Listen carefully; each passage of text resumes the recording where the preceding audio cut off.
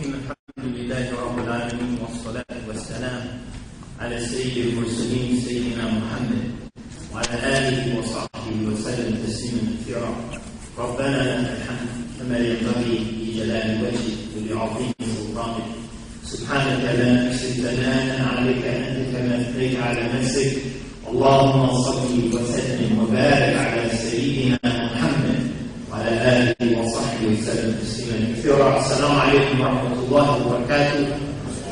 Peace and greetings to all of our honorable guests, the honorable hosts, the establishers and maintainers of this wonderful, beautiful center, which is one of, if not the most impressive masjid I've ever been in myself.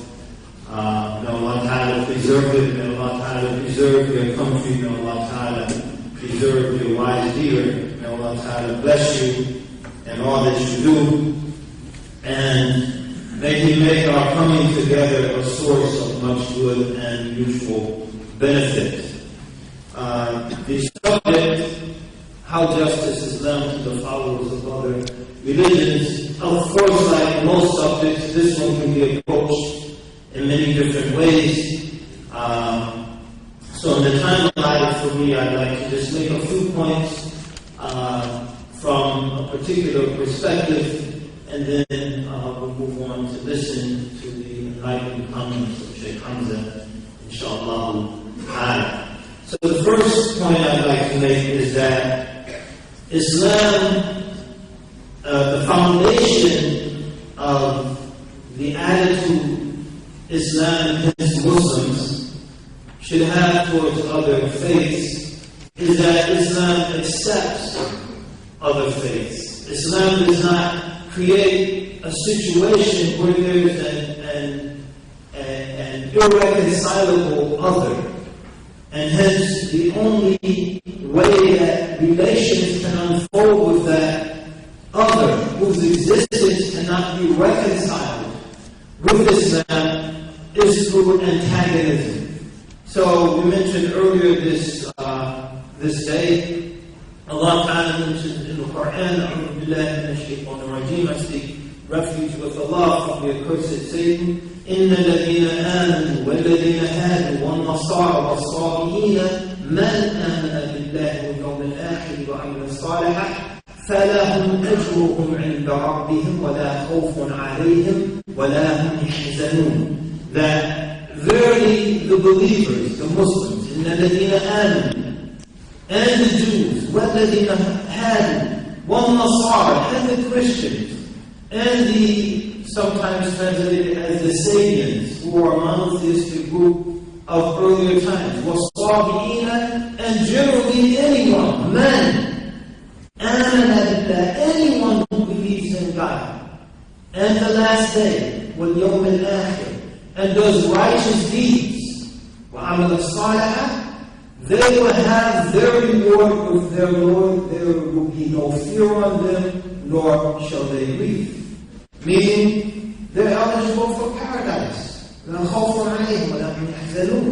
have to worry, fear hell, or the grief and the torment that accompanies that. Now, there are nuances associated with this verse, but what is undeniable amongst the Muslims is that other people, members of other faiths, under particular circumstances, can and will be in paradise. So there is no exclusivity in terms of God's mercy in granting people paradise. And as we said, this is the basis for a special type of relationship that was generally very rare in the pre-modern world. And that is relationships built on tolerance and mutual respect. So this is an enduring characteristic of Islam. Secondly, Islam provides the basis, as we said, by recognizing that other, and by recognizing that other can have an acceptable status with God. This provides the basis for amicable and good relationships. Therefore, the basis of those relationships, there should be dialogue and discussion, and not war and destruction. So Allah Ta'ala reminds us, yes, there are things that we might differ on, but how should we as Muslims approach those issues? عُدْعُوا إِلَى سَبِيلِ رَبِّكَ بِالْحِكْمَةِ وَالْمَوْعِظَةِ الْحَسَنَةِ وَجَادِلْهُمْ بِالَّتِي هِيَ أَحْسَنُ. Call to the way of your Lord with wisdom and beautiful arguments, and discuss with them in ways that are best. And if there's a breakdown in communication, it's not time to start yelling and screaming. It's not time to pull out the swords. It's time to just acknowledge that there's a certain point where apparently discussion won't be fruitful, so we just remain silent at that point. لَكُمْ دِينُكُمْ وَلِيَ دِينِ. For you is your way, and for me is mine. So this is from the beauty of Islam, that it is incumbent upon us as Muslims to manifest in the modern world, because these are teachings that have helped to facilitate, as we mentioned several times in these discussions, a situation where the pre-modern condition of war and conflict as a norm between people has been replaced by the modern condition where conflict and war between people is an anomaly, is the exceptional case. But there are people who would like it to return to a norm because they have a vested interest in conflict. They benefit from conflict. So there has to be a concerted effort from people of all faiths. And as Muslims, it's appropriate that in our book we have these sort of teachings. Call to the way of your Lord with wisdom and beautiful speech. Who best to take the lead, not as individuals, not as experts, theologians, philosophers, but preachers, but as an enlightened community. So this provides the basis for good, amicable, nice relations with others. Allah Ta'ala also reminds us in the Quran in terms of how we approach the other. لا إكراه في الدين قد تبين الرشد من الغي فمن يكفر بالطاغوت ويؤمن بالله فقد استمسك بالعروة الوثقى لا انفصام لها والله سميع عليم. There is no compulsion in accepting this faith. A forced conversion is unacceptable. لا إكراه في الدين. Why? Because truth clearly distinguishes itself from error. جاء الحق وزهق الباطل إن الباطل كان زهوقا. Truth comes, falsehood perishes. So قد تبين الرشد من الغي. Guidance is clearly distinguished from error and strain. So that being the case, we don't need to force people. If we turn the lights off in this room and it's totally dark, then we turn the light on and we can see each other, we can see the beautiful woodwork and the beautiful carving that's here and the beautiful faces of the beautiful people. We don't need anyone to force us to acknowledge that the lights are on. That's a self-evident truth.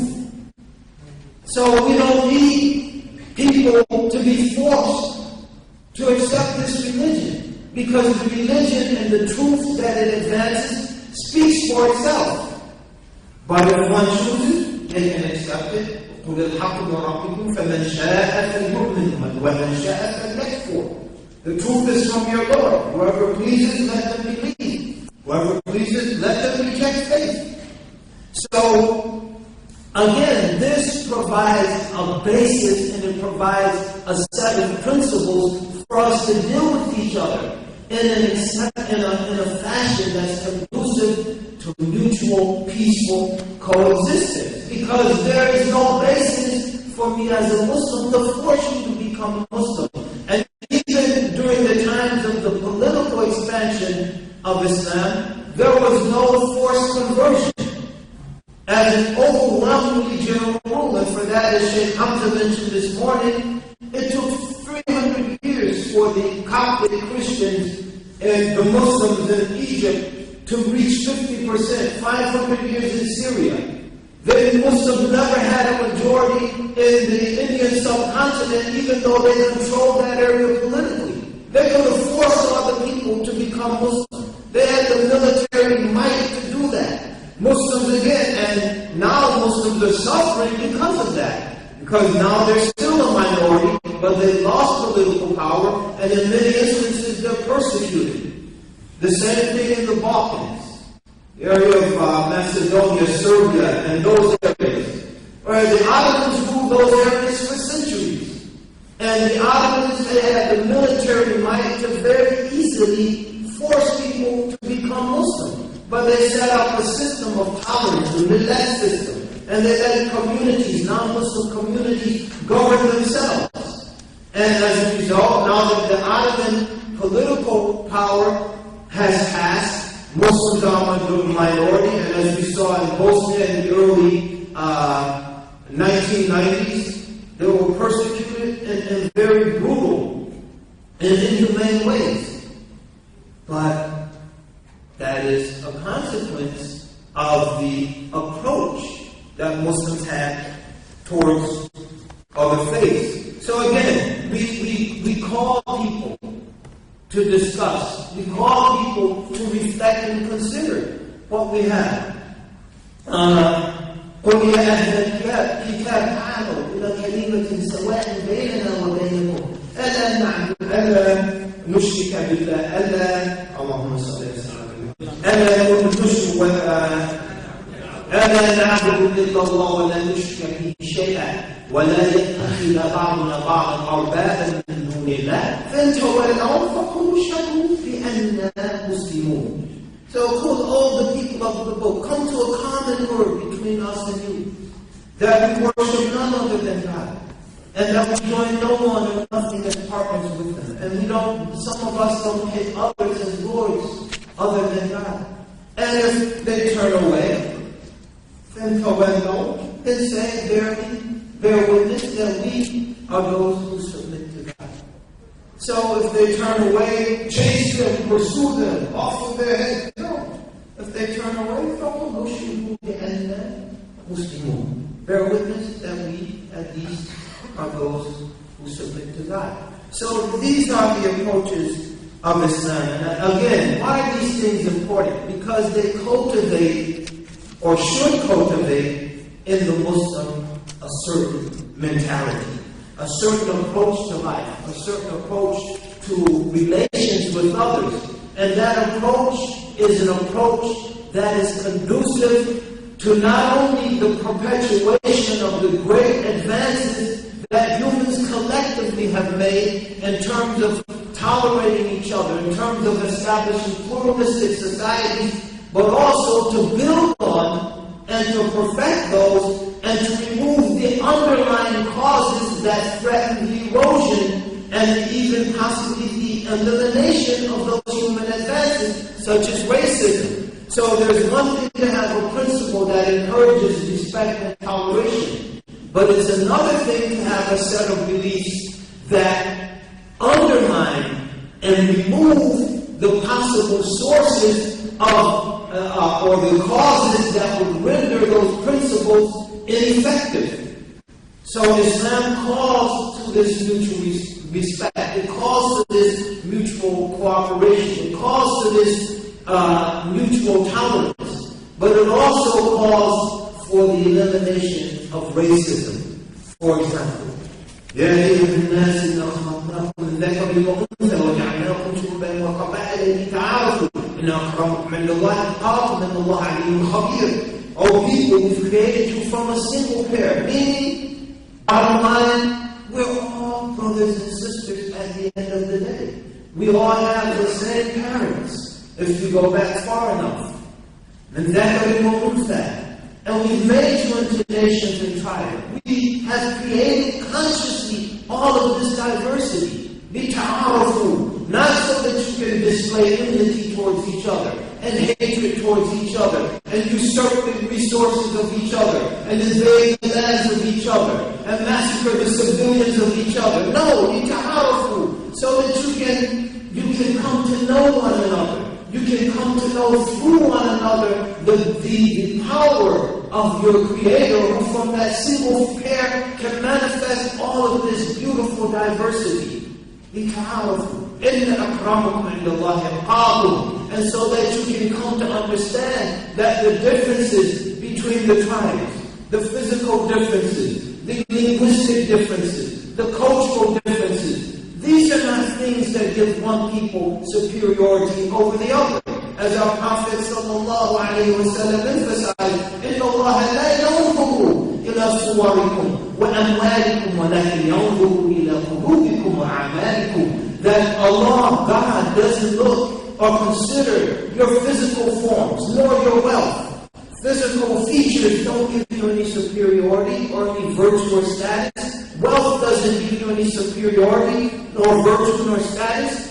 What gives you superiority, what gives you status and standing with Almighty God is your hearts and your deeds. وَلَكِنْ يَنْظُرُ إِلَى قُلُوبِكُمْ وَأَعْمَالِكُمْ.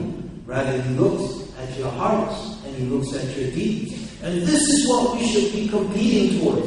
This is what Muslims, we should be urging other people. Let us compete, but we don't need to compete in nuclear weapons that can destroy all of us. We don't need to compete in biological and chemical weapons. We don't need to compete in terms of who can build the biggest bombs or the biggest planes or the biggest aircraft carriers. Let us compete to see who can have the best hearts and who can have the best deeds, the most righteous actions. وَفِي ذَلِكَ فَلْيَتَنَافَسِ الْمُتَنَافِسُونَ. And this, let those who desire to compete, let them compete. And this is the message of Islam to the world. And one thing we've been discussing, what better place to send this message out to the world from this society of man? A place that has so much diversity, so much tolerance, so much sophistication, built in long centuries of traveling the oceans of the world, intermingling with the peoples of the world, with peoples of other faiths in Africa, in South Asia, in the Indian Ocean basin. What better place? What better people? Brothers and sisters, take this up as your mission. A people have this as your vision.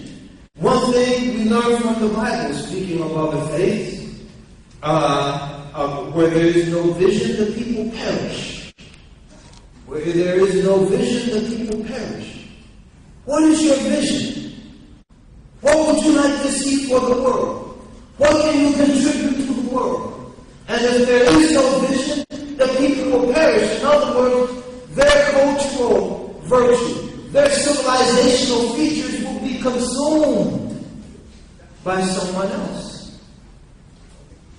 and will be taken over. So they might not physically perish. As Ahmed Shawqi mentioned, in the مَنْهُمُ الْأَخْلَاقُ مَا بَقِيَتْ وَإِنْهُمُ ذَهَبَتْ أَخْلَاقُهُمْ ذَهَبُوا.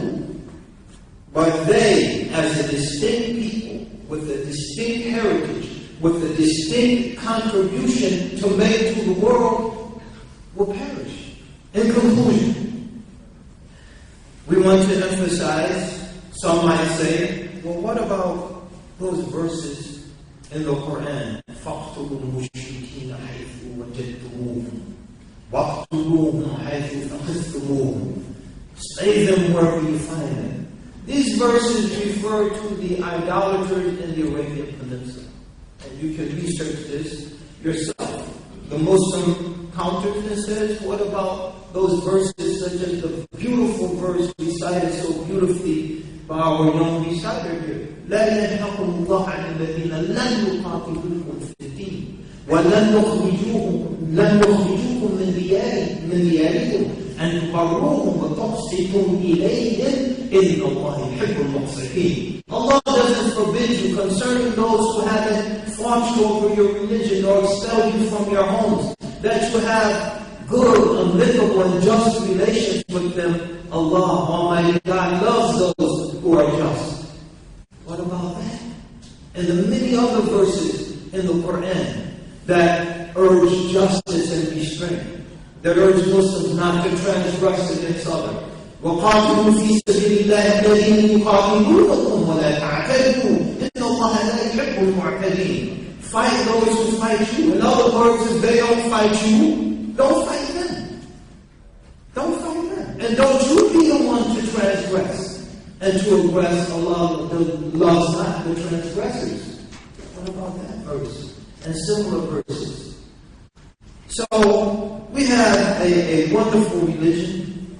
We have a beautiful religion. We have a religion that provides us a strong, healthy basis for healthy, good, productive relations with others. We have a religion that's conducive to the needs of the modern world. And we have a religion that still has a lot of meaning and purpose for the lives of the believers. And we should understand, if we let these principles die, the principle of a unified humanity, if we let the principle of serving God based on how He has asked us to serve Him. Some of our Christian friends, they remark that you Muslims, you have a very rigid prayer.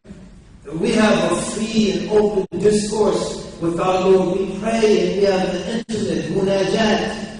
It's very intimate, and you have your salah, it's very mechanical.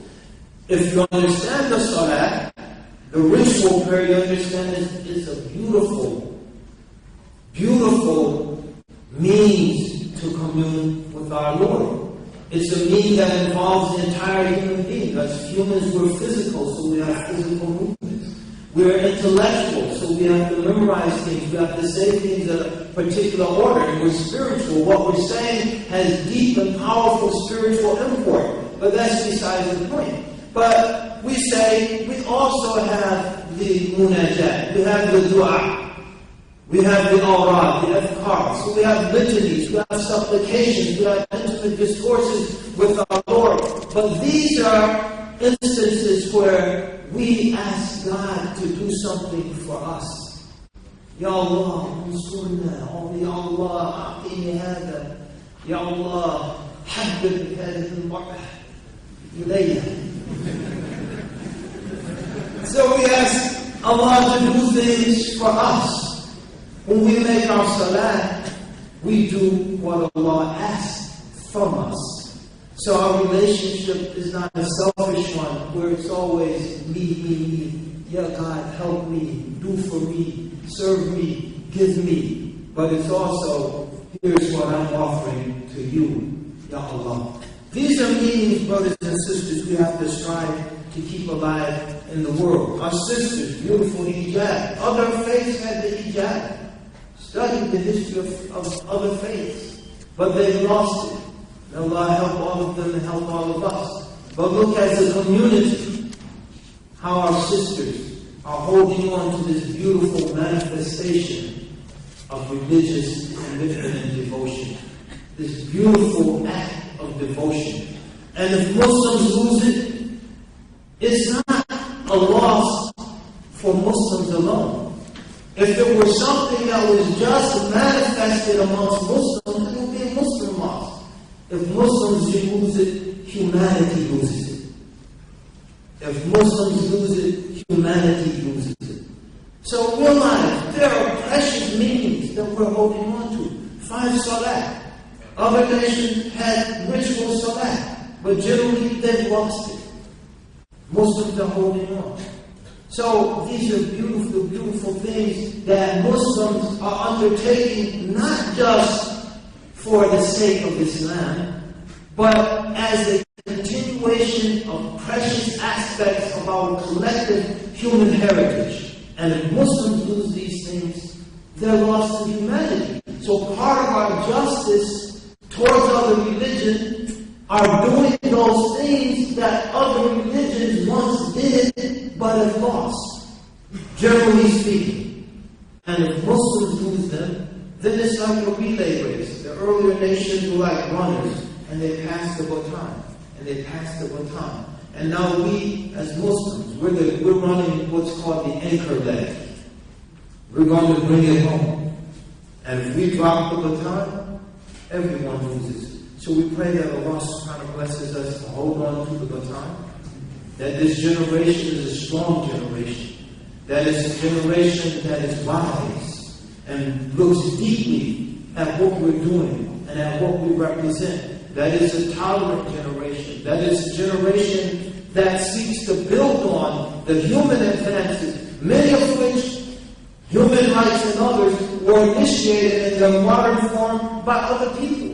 And to say as Muslims, we're here to build on and help to move and move that tradition, that heritage forward, and to refine it in ways that possibly its founders didn't think of. That we're here to cooperate in the building of a safer, saner, and sounder world to the best of our ability and to the extent of our knowledge. And we pray that we have wisdom, patience, and insight in doing that. Assalamu alaikum wa rahmatullahi wa barakatuh.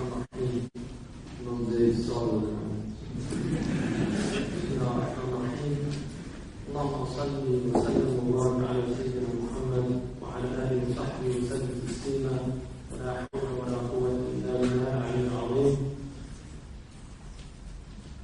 Alhamdulillah. First of all, I want to say in the West we have a saying, when in Rome, do as the Romans do. So tonight I thought, when in Oman, do as the Omanis do. Somebody gave me this today, and it fit perfectly, mashallah. I even learned to do the one side. My wife said, that doesn't look right. I said, no, that's how they do it. And I found out the different turbans from which regions. So I'm learning slowly. Humans are very interesting because we're so different in the way we express ourselves, and yet we're so similar in those differences. It's something very unusual about human beings. One of the things that we do with food is that because we're not purely animal, we're part animal. We have a haywaniyah. We're haywan natiq. That's how the Arab logicians, when they talk about things, they define. They give what are called hudud or definitions. The definition of a human being, according to Aristotle, is a rational animal, as opposed to other types of animals, like the featherless biped is a bird. We're rational animals, or a human being, he has a description, he gave of a human being was a featherless biped, but it doesn't really express what a human being is. That's a description as opposed to a definition. A description of humans is that they're laughing animals or risible animals. So when we define a human being in the Arabic tradition, it's defined as a speaking animal, haywan natiq, that we speak. One of the things, the great miracles of the human being is the complexity of our language. وَمِنْ آيَاتِهِ خَلْقُ السَّمَاوَاتِ وَالْأَرْضِ وَاخْتِلَافُ أَلْسِنَتِكُمْ وَأَلْوَانِكُمْ إِنَّ فِي ذَلِكَ لَآيَاتٍ لِلْعَالِمِينَ. So in Surah Al-Rum, Allah says that from among His signs is He created the heaven and the earth. This is tibaq in Arabic rhetoric. The heavens and the earth. And then the differences of your tongues and your colors, the diversity. This is a sign of God, is diversity. Had God wanted, Allah, He would have made you one people. فَاسْتَبَقُوا الْخَيْرَاتِ. Vie with one another in virtue, like Imam Zayd was saying earlier, that really is one of the essences of the Quran, is to remind people. The Quran defines itself as muhaymin upon the other scriptures. The ulama differ about the meaning of muhaymin, but one of the meanings is the one that secures the other scriptures. In other words, it actually protects them. One of the things that Muslims understood themselves to be before this modern period was they actually understood themselves to be caretakers of other religions. If you look in and that's why, before I get into that though, I want to identify a few Quranic terms so that people know what I'm talking about. The Quran, one of the first things the Quran does at the outset of the Quran in Surah Al-Baqarah is it defines people, it puts people in three categories. The believers, and then those who الَّذِينَ كَفَرُوا, and then it talks about those who the people that say they're believers, but they're not really believers. The hypocrites, So this is the first categorization of the Quran, and the Quran has different categories of people. And then the Quran gives descriptions of the qualities. It's interesting that the believers, very quick, they believe in Allah, the unseen, and they're generous. That's basically the description of believers. And they believe in the previous scriptures. That's a believer. And then the disbelievers, it says, سَوَاءٌ عَلَيْهِمْ أَأَنذَرْتُهُمْ أَمْ لَمْ تُنذِرْهُمْ لَا يُؤْمِنُونَ. It doesn't matter whether you tell them or don't tell them, they're not going to believe. خَتَمَ اللَّهُ عَلَى قُلُوبِهِمْ وَعَلَى سَمْعِهِمْ وَعَلَى أَبْصَارِهِمْ غِشَاوَةٌ. Their hearts are sealed, their sight is sealed, their ears are sealed, and their hearts, their eyes have a veil so that they can't see. This is the way they're described. But then with the hypocrites, so quick, disbelievers, quick, and then the hypocrites, 13 verses. Very complicated. People whose inward and outward are different. These are complicated creatures. So it goes into great detail to explain them. There's a further categorization of people in the Quran. Imam Zayd quoted the verse which is mentioned 3 times these different peoples in Surah Al-Baqarah about إِنَّ الَّذِينَ آمَنُوا وَالَّذِينَ هَادُوا وَالصَّابِينَ وَالنَّصَارَى. In Qira'at Warsh it says Sabiin and Sabun, because the Quraysh did not pronounce the Hamza. A lot of Arabs forget that the Qira'ah that is dominant in the Arab world, which is Hafs and Asim, is the language of Banu Tamim. Banu Tamim was a very powerful tribe, and their language had the Hamza, so the Banu Tamim said Mu'minun, the Quraysh said Mu'minun. The Prophet in his native tongue said Mu'min, he did say Mu'min. That's the Hamza of Banu Tamim. So, in the Warsh narration, which is from Nafi', they're pronounced Sabun or Sabin. In this verse, it talks about that these people, these categories, those who believe, the Jews, the Sabians, the Christians, whoever believes in God in the last day and does good deeds, they're not going to have any fear. They shouldn't worry. The ulama, the dominant opinion about those people is those people in the previous dispensations, the Jews that existed before Islam, the Christians, that they were fine. They're going to have their reward with their Lord. But there's an interesting verse. The second one is in Ma'idah, and the third one is in Surah Al-Hajj, which in many ways is a chapter that deals with the different religions and the purpose of these different religions. But in the verse in Surah Al-Hajj, it says those who believe, and the Jews, those who are Yahud, and the Sabians, and the Christians, and the Majus, والصابين والنصارى والماجوس والذين أشركوا إن الله يفصل بينهم يوم القيامة. It says 6 categories: Mu'minun, Yahud, Nasara, Sabiyun, and Sabians, and then the Magians, and then the Mushrikun. These are the 6 types of religious expression that we have. Now, some people will say, well, what about atheists? Atheists are considered mushrikeen. In fact, their shirk is one of the most interesting types of shirk because they believe that the material world is causative in and of itself, which is shirk according to Muslim theology. A lot of Muslims forget that the atheists are mushrikun.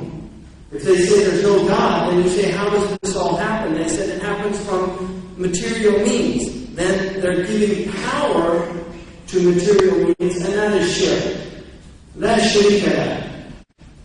Allah خلق السماوات والأرض لا شريك له. So if you say no, the universe created itself, جعلت الكون إلها من دون الله. You made the creation itself a God with the attributes of God. So that is shirk. So they go under that category. So these are the 6 categories that every human being is in. Now the problem, one of the fundamental problems, is the sapiens are not defined. And this has led a lot of discussion in our books of fiqh. Some of the ulama consider the sapiens to be the people, the Mandanian sapiens. Some consider them the people in Yemen. Some consider them a people in Turkey, in Haran. Some consider them to be people in India that were distant peoples. Allahu A'lam. The one that I think most intrigues me is Ibn Taymiyyah's opinion that the sapiens are people who do not have a revelation but believe in God and believe in a reckoning. That they're the people that don't have a book, a specific book. Allahu A'lam. Some of scholars, and one of them was Mawlana Muhammad Ali, who was a Lahori Ahmadi. He was not a Qadiani, and he was quite a well-respected scholar at his time, but he was not a Qadiani. He was a Lahori. He argued that it was the Buddhists and the Hindus that were sapiens. There is an earlier view from Imam Shahrastani who makes that argument. So, what's interesting is these 6 categories are described in the Quran, but then the Quran says, إِنَّ اللَّهَ يَفْصِلُ بَيْنَهُمْ يَوْمَ الْقِيَامَةِ. God is going to sort this thing out on the day of judgment. Ibn Abbas radiallahu anhu said, لا ينبغي لأحد أن يحكم على الخلق بحكم الله. لا ينزل أحد جنة ولا نارا. إن الله فعال لما يريد. That it is nobody's right. Ibn Abbas, the great commentator of the Quran, said it is nobody's right to take on the judgment of God about what happens to people after life. This is God alone that can do that. إِنَّ اللَّهَ يَفْصِلُ بَيْنَهُمْ يَوْمَ الْقِيَامَةِ. Nobody has that right to say that anybody is going to hell or anybody is going to heaven. That does not mean that there's not a hukum of kufr, but this is about ta'yeen. It's about individuals saying these people, this person right here or that person. That is prohibited in Islamic theology because we don't know people's stories. We don't know. Only Allah can judge people in an absolute sense. And this was an early understanding of the Muslims. Muhaymin, which the Quran is described as being for the other religions, is the one who creates security. Mu'ammin. Muhaymin. Mu'ammin. It is the one who gives security. When Surah Al-Hajj, if you look at the relationship between Muslims and non-Muslims, it's very important to remember that the first verses in the Quran, and the way we distinguish, one of the ways we distinguish Medini verses from Meccan verses is Ya Ayyuhan Nas and Ya Ayyuhal Ladhina Kafaru. If it's in Mecca, Allah speaks to them saying Ya Ayyuhan Nas, because there was no hujjah against these people. So Allah was speaking to them as human beings. When the prophets, they couldn't do it. And they were the Forsan al-Balagha. They were the people that were capable. They could do extemporaneous poetry of the highest order. And yet when the Quran challenged them to bring a verse like it, and the famous one of Al-Khabit al-Khubzan wal-Aqimat al-Luqman, I mean, the attempt of this man from Bani Hanifa, he was the Musaylim al-Kadhdab, الفيل وما أدراك ما الفيل له خرطوم وليل طويل. This was, now some of them are going to say that أعجزهم, that they weren't able to, that it was simply i'jaz from Allah, that even if they could do it, He made it impossible for them to imitate the Quran. Nobody has come to the likeness of the Quran. One of the most amazing things about the Quran to me is it is absolutely clear to anybody who studies Arabic and Islamic studies, they can distinguish between a hadith of the Prophet and the Quran. Just by hearing it. The Prophet's language is so different from the Quran. Why is that? Even the Hadith Qudsi, which is a sacred Hadith where the Prophet يُعَبِّرُ عَنْ رَبِّهِ نَاقِلًا عَنْ رَبِّهِ, is he speaking through his own vehicle, which is his own language. Even the Hadith Qudsi is not like the Quran, but when we hear the Quran, it's completely different. And the Arabs were amazing. When you look at somebody like Mutanabbi, the language of the Arabs, the exalted status of this language, it was something extraordinary. And Mutanabbi, سيعلم الجمع من ضم مجلسنا بأنني خير من تسع به قدمه. أنا الذي نظر الأعمى إلى أدبي وأسرع كلمات من به صمم. أنام ملء جفوني عن شواردها ويسهر الخلق جراها ويختصم. He's boasting about his prowess, that I am the one, everybody's going to know who I am. I'm the best one that walks on the earth. The blind man was able to see my literary power, and the deaf man could hear my words. I sleep and poetry comes to me in my dreams, while other poets spend all night trying to get these meanings. He's boasting about this. وَجَاهِلٍ مِثْلُهُ بِجَهْلِهِ ضَحِكِي. Right? And the ignorant one, he sees me laughing and he gets a misunderstanding. حَتَّى أَتَتْهُ يَدٌ فَرَّاسُةٌ وَفَمُ, until he sees how powerful I am in there. And he said, إِذَا رَأَيْتَ الْيُومَ الْأَيْتِ بَارِزَةً فَأَتُهَا مِنْ الْبَيْتِ يَبْتَسِمُ. If you see the teeth of the lion there in front of you, don't assume the lion is laughing. الخيل والليل والليلات تعرفني والسيف والروح والقرطاس والقلم. صحبت في الفلوات الوحش منفردا حتى تعلم مني القر والأكم. The horses, the desert, the nights, they all know me. The sword, the spear, the paper and the pen. I spent my nights in the desert alone with wild animals, to the point that even the mountains were amazed at me. I mean, this is the Arabic, the power of the language.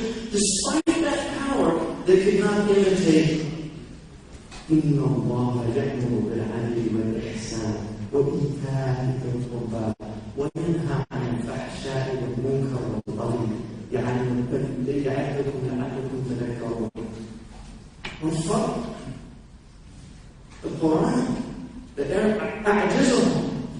So, despite that fact, they were challenged to do that. They were incapable of doing that. The proof was established for them. So those who disbelieved from the Arabs, the Prophet ﷺ did not fight them. 13 years he was in Mecca. He didn't fight them. All he said was "Khalu Sabili." Leave me alone. Let me call the people. They tried to kill him. They were upset. Even the Jews conspired against him. Allah subhanahu wa ta'ala says, why did I have kitab? Atanqimuna minni? Right? Are you taking vengeance from me because I'm getting a revelation? Why are you doing this? Look at what Bani Nadir, Bani Qurayza, Huyay ibn Akhtab goes to Mecca, incites the Meccans against the Prophet, even though he knew that he was teaching them Tawheed. If you look at the Jewish plots against the Prophet in Medina, they're quite extraordinary. Not all the Jews. And Allah is fair to the Jews. منهم المؤمنون. Amongst them are believers. ليسوا سواء من أهل الكتاب أمة قائمة يتلون آيات.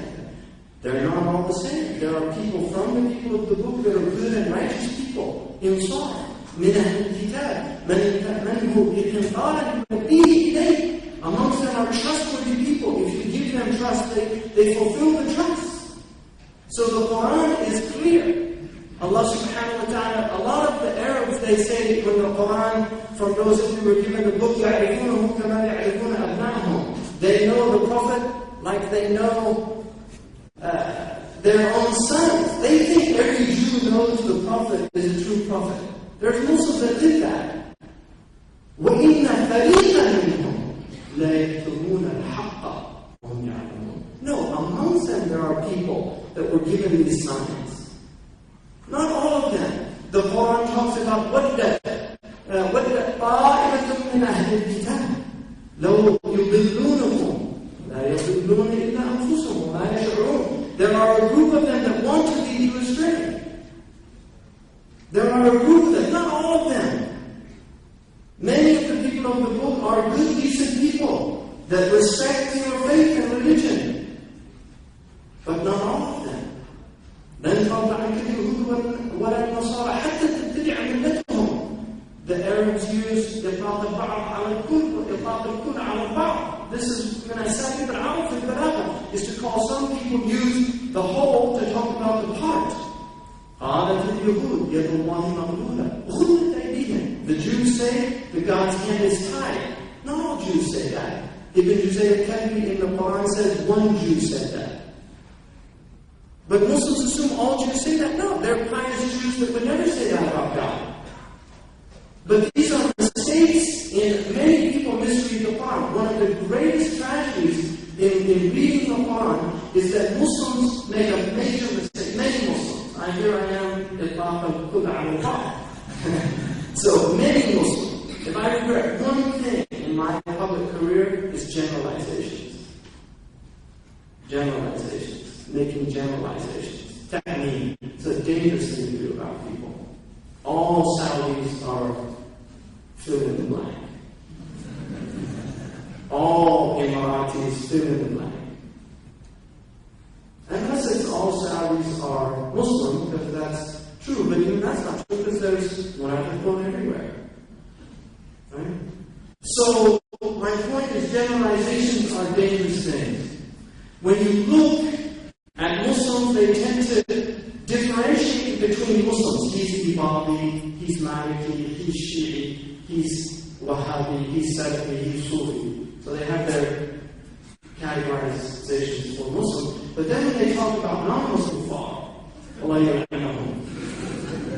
they lump them all into one category. The Quran does the exact opposite. In ummatikum, ummatan wahida. Your ummah is one ummah. Your ummah is one ummah. Allah subhanahu wa ta'ala says that إِنَّمَا الْمُؤْمِنُونَ إِخْوَةٌ. All Muslims, إِنَّمَا الْمُؤْمِنُونَ الْإِيمَانُ وَالْإِسْتِغْرَاقُ. إِنَّمَا الْمُؤْمِنُونَ إِخْوَةٌ. All Muslims, believers, are brothers, a fraternity. إِنَّمَا الْمُؤْمِنُونَ إِخْوَةٌ. فَأَصْلِحُوا بَيْنَ أَخْوَيْكُمْ وَاتَّقُوا اللَّهَ. Taqwa is what enables you to do that. The Prophet said, مَنْ كَفَّرَ مُسْلِمًا بَاءَ أَحَدُهُمَا بِالْكُفْرِ. To warn people about anathematizing other Muslims, saying that they're not Muslims. Because if you say somebody's not Muslim, one of you is not a Muslim. Ahmad ibn Hanbal said, لَا أُكَفِّرُ إِلَّا مَنْ كَفَّرَنِي. The only person that I make takfir of is a person who makes takfir of me. Because making takfir of me is kufr. Saying I'm not a Muslim puts him out of Islam. That's a serious warning from God. So Muslims, if you look in the Quran, Muslims are one group, and then Allah subhanahu wa ta'ala categorizes people who are not Muslim. Categorizes them. There's people who لا ينهاكم الله عن الذين لم يقاتلوكم في الدين ولم يخرجوكم من دياركم أن تبروهم وتقسطوا إليهم.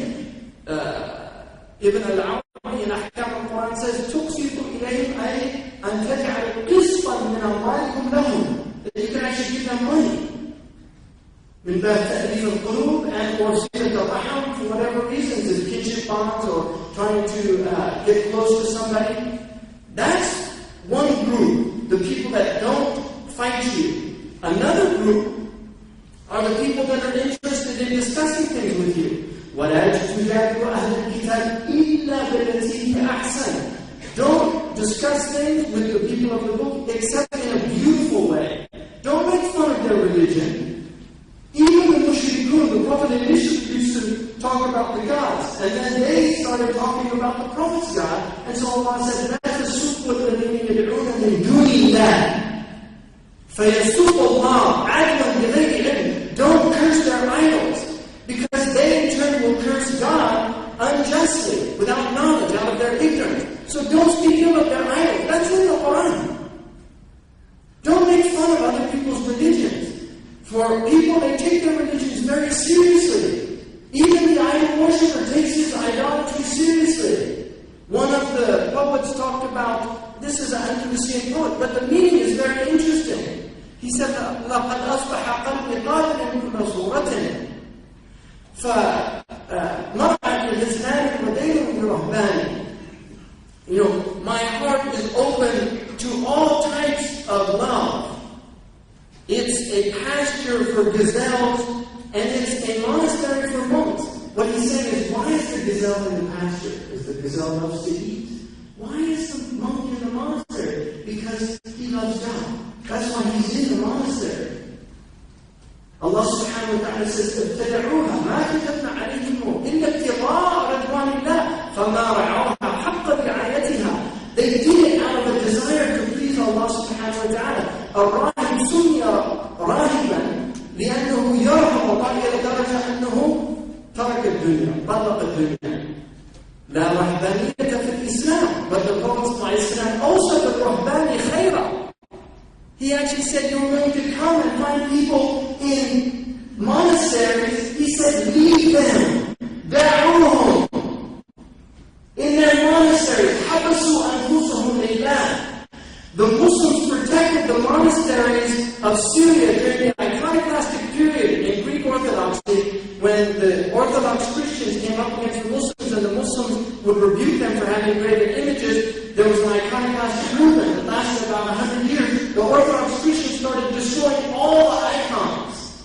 The only icons that we have of that period are from the monks that were under Islamic protection, because the Muslims would not let the iconoclasts go into their monasteries and destroy their icons. Even though Muslims don't make graven images.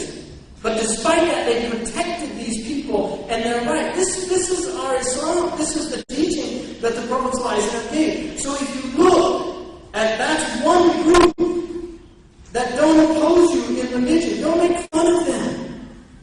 Appreciate their piety.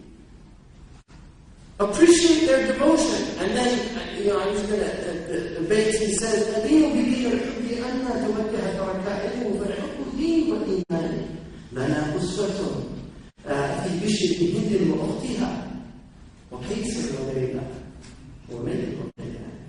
It's a beautiful statement. He said, my religion is love. Wherever love's caravans go, I go. We have a wonderful example then he mentions the Romeo and Juliet of the Arabs. Like Layla and Majnun. Layla. ألم تسأل عالمة الديار عن الحي المفرق أين صار؟ فلا سألت وعي جوابا وكيف أسأل الدم القفار؟ أمر بالديار ديار ليلى وقبل ذا الجدار وأنا الجدار وما حب الديار شغفنا قلبي ولكن حب من سكن الديار.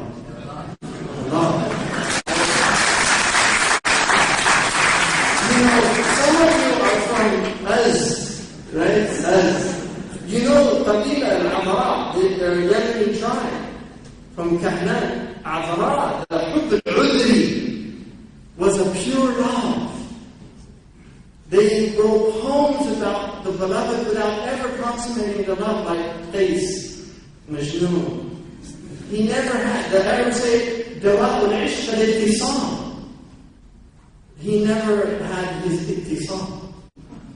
And the Arabs say, Man ashika wa katama wa mata mata shahidan. That's an Arab problem.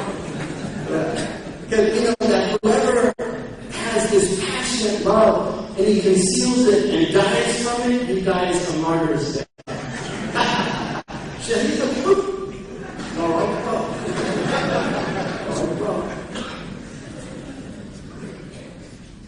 So, that's one group, and then those who argue with you is another group, and they want to discuss things. A Christian lady today told me that why don't you let Christians talk when we talk about Christianity? Marhaban, I said, I don't give you a that if it's public. Muslims don't like self-proselytization because you can confuse simple people. You need to have scholars. But Muslims never shy away from debate. To have public debate, I don't think in Oman they would stop any Christian from coming and debating a Muslim scholar who's a comparative religionist. I don't believe that. And I know it's true in other places as well. If a Christian wants to come publicly and say what he has, I understand. But let the Muslim explain why we don't agree. This is Hiwar, and the Quran encourages it. Ibn Taymiyyah in Jawab al-Sahih, في رد على من بدل الدين المسيحي, he wrote a 6-volume book. One of the things he said in the first volume is that Muslims don't understand their religion. So he's complaining 7th century. Muslims don't understand their religion. He said if a Christian comes and asks them questions about their religion that confuse them, he said, مَا أَعْطِيكَ جَوَابٍ إِلَّا السَّيْفِ. He said, هَذَا هُوَ الَّذِي يَحْتَاجُ عَلَيْنَا فِيهِ. That's what they're attacking us about. He said, this isn't what the Prophet said to the Christians of Najran when they came in one riwayah, he allowed them to pray in the masjid. He allowed them to pray. They asked him, what about Maryam? Why does it say Ya Ukhta Harun to Maryam? Thinking that she was an Aaronite. She was from a descendant of Aaron. They're the temple keepers. And that's why when Zechariah and Elizabeth wanted to give her to the temple, when she was born a daughter, they couldn't do it because the daughters don't serve the temple, but the Aaronites serve the temple. So Ukhta Harun is like saying, Ya Ukhta al-Arab. Ya Akh al-Arab. It's one of the ways that Arabs speak. When somebody's a descendant of somebody, they call them by that name to remind them of that, because they were said, why are you doing this? Right? So this is something, it's just a clarification that the Christians of Najran wanted from the Prophet, and he explained it to them. There are many things that Christians wonder about Islam that need explaining, and they should get their explanations. But not, say, what is that? Shakespeare said, blood is no argument. Just because you bludgeon somebody to death doesn't mean you win the argument, irrespective of what George Bush did in Iraq or not. It's not winning an argument. To go bomb a country and who's stronger? No, who's right and who's wrong? That's the question. And that's for people with intellects to look and decide. Blood is no argument. Just because you're powerful, we give power to whom we please. It changes around. Now we're on top. Maybe the Chinese will be on top. Really? And then people are going to يترحم على أمريكا. So who knows where it's all going? Then you have people in the Quran that are muharibun. Imam Zayd mentioned that verse, and I just want to look at a couple just to show you, because there's only a few verses that are always pulled out to attack the Muslims. The same verses. There was a recent study done where a Christian in the United States compared the Bible and the Quran in terms of violent verses, and he argued that the Bible, to be fair, was so much more violent than the Quran. I mean, this is in Christianity. People, if you look at the Bible has verses in the Old Testament which Jewish people still believe in, by the way.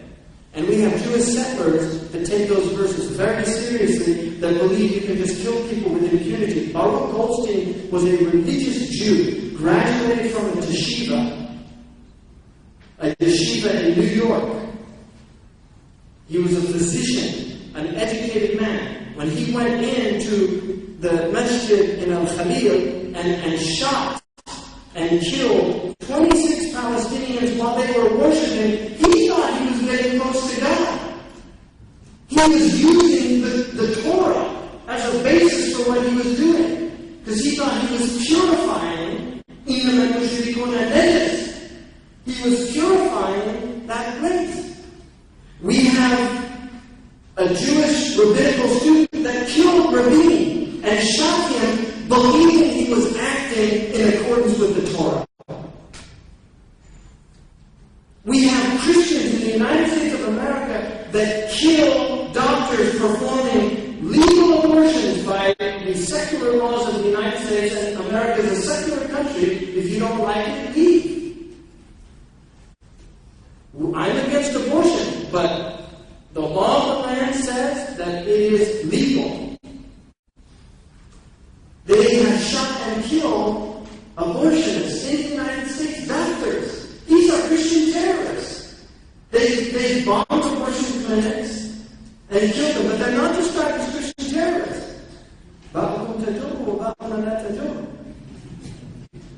Even a man acting out of a political ideology got into an airplane and drove it into a federal building recently.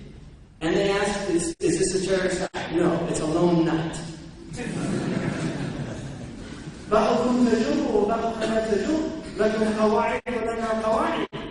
Izdiwajiyya is a problem. How can you talk if you don't have the same definitions? I don't know of any Omani that has committed a terrorist act. In fact, if you look at the history of Oman, with the exception of the slave trade in East Africa, which I haven't studied enough to know what was going on, but with that exception, which was a norm at the time, and it's hard to judge previous peoples on modern sensibilities. But Oman has been a peaceful country. It hasn't attacked anybody. And I see Western people here, they seem very comfortable. They're not afraid. They've been here a long time. There's some Western people in this room, right, Sebastian? Do you feel afraid? No? Do you feel safer than you would in Berlin at 2 in the morning when the bars are just closing? Really? I think Westerners are safer here than Muslims in many European countries now. That's a fact. So this idea somehow that Muslims are these evil people that are doing evil, dastardly things, we have crackpots. We've also got 1.3 billion followers. Just statistically, you're going to have nutcases that are higher than other groups.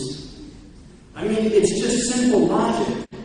So if you look at the Muhammadun, Allah subhanahu wa ta'ala says, and just, I mean, this is a very interesting verse in the Quran to me, which is in Surah Al-Baqarah, where it says, وَقَاتِلُوا فِي سَبِيلِ اللَّهِ الَّذِينَ يُقَاتِلُونَكُمْ. Fight those who fight you. قَاتِلُوا فِي سَبِيلِ الَّذِينَ يُقَاتِلُونَكُم. Fight those who fight you. The Prophet was given permission. أُذِنَ لِلَّذِينَ قُتِلُوا لِأَنَّهُمْ ظُلِمُوا. أُذِنَ لِلَّذِينَ يُقَاتِلُونَ بِأَنَّهُمْ ظُلِمُوا وَإِنَّ اللَّهَ عَلَى نَصْرِهِمْ لَقَدِيرٌ. That permission was granted in Surah Al-Hajj. Permission was granted to those who have been fought to now defend themselves. That was in Mecca when they had a polity, a state. Because they were oppressed. Right? So if you look at this verse, it says, fight those who fight you. وَلَا تَعْتَدُوا. There's the shout. Don't be aggressors. Just like they've aggressed on you, don't do what they've done. وَلَا تَعْتَدُوا. إِنَّ اللَّهَ لَا يُحِبُّ الْمُعْتَدِينَ. Allah does not love those who are aggressive. حُبَّ اللَّهِ إِذَا تَعْلَقَ بِشَيْءٍ.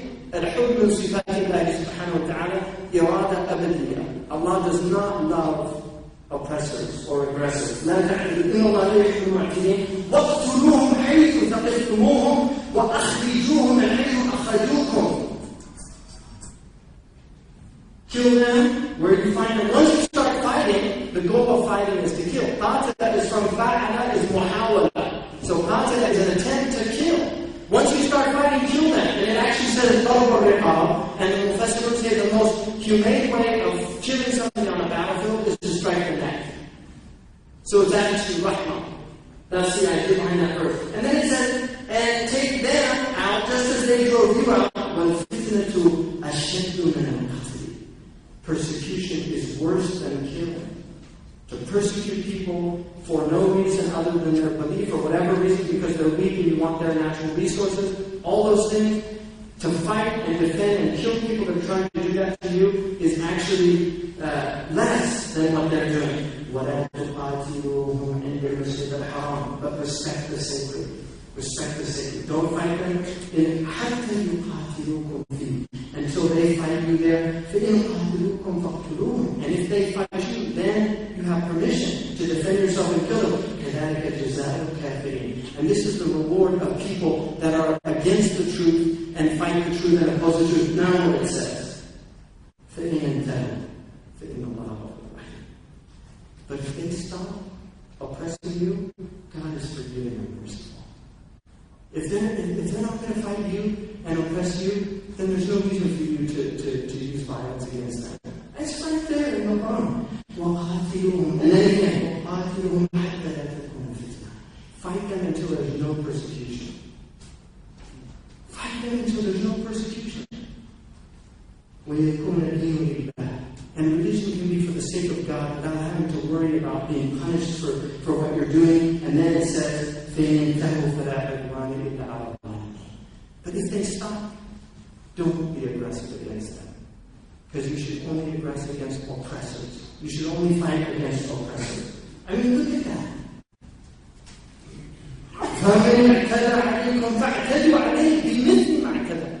If they fight you, then you have permission to fight them. But don't transgress. لا يجرمنكم شنآن قوم على ألا تعدلوا اعدلوا هو أقرب للتقوى. Don't let the hatred of these people. You know what a shan'an is? The difference between shan'an and bughd in the Arabic language is a major difference. Inna shani'aka huwa al-abtar. Your shani is the one who's cut off. Shan'an is a hatred that will not acknowledge the virtues of their object of hatred. So even though people are not even acknowledging anything good in you, be just with them. Don't let that hatred that they're showing you get into your hearts to where you begin to act unjustly. Because God is with the people of taqwa. Now, just look, I want you to look at this one other verse. Here. In Surah At-Tawbah. This is the other one that they always pull out. When Allah subhanahu wa ta'ala says in the Quran that when the months of Hurum end, فَاقْتُلُوا الْمُشْرِكِينَ حَيْثُ وَجِدتُّمُوهُمْ وَخُذُوهُم وَاحْصُرُوهُم وَاقْعُدُوا لَهُمْ كُلَّ مَرْصَدٍ. That when the end of the months come, you have this permission to go and kill them. Where do you find them? This verse was because they broke their treaty and were treacherous, and they killed some of the believers that were unarmed. And the Prophet was given permission. But look what it says. So there's the harshness right there. فَإِنْ تَابُوا وَأَقَامُوا الصَّلَاةَ وَآتُوا الزَّكَاةَ فَخَلُّوا سَبِيلَهُم. But if they repent, if they pray, then leave them alone. But then it said, إِنَّ اللَّهَ غَفُورٌ رَحِيمٌ. Allah is merciful, forgiving. وَإِنْ أَحَدٌ مِنَ الْمُشْرِكِينَ اسْتَجَارَكَ. And if one of the mushrikeen اسْتَجَارَكَ فَأَجِرْهُ. If one of them asks for safety, in other words, if you're fighting and he says, Ajirni, this is what the Arabs used to do, Ajirni, then you say, you put your sword down, because the Arabs will give you their word. So it says, even if you're fighting them and he asks you for aman, give him aman.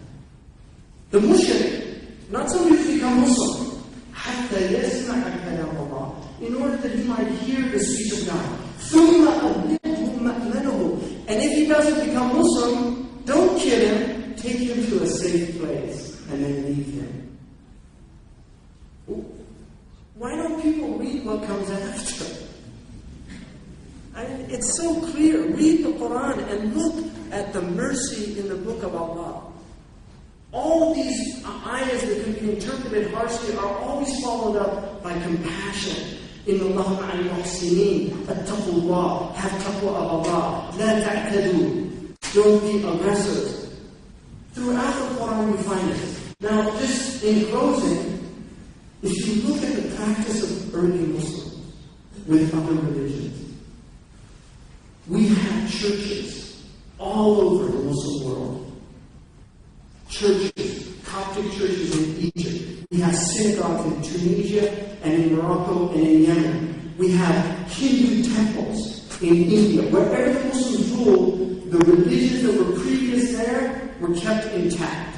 Those who became Muslim, and those who stayed outside were protected, and their houses of worship were protected, with rare exception. To this day, Tamim al-Dari's family, to this day, the miftah of the Church of the Sepulchre in Jerusalem is held by a Muslim and opens the Christian church, one of the most sacred Christian churches in the history of Christendom. It's opened by a Muslim because Umar gave him the key, and that key has stayed with the Muslims until the end of time. The Muslims, when they arrived in Jerusalem, do you know what they found? Mount Zion, which is where the temple is? It was being used as a garbage dump by the Christians. The Christians prohibited Jews from coming into Jerusalem to worship. They were not allowed to come into Jerusalem. This is history. I'm not making this up. This is history. You can Google it, and it's all on there. For anybody who wants to see this. When Umar got there, one of the first things they did was clean the Temple Mount, because it's a sacred place. And then they built the extraordinary Dome of the Rock, and the Masjid al-Aqsa was restored. And to this day, Muslims have worshipped on there, respecting the Jews. It is well known in Orthodox Judaism, it is impermissible for a Jew to set his foot on the Temple Mount.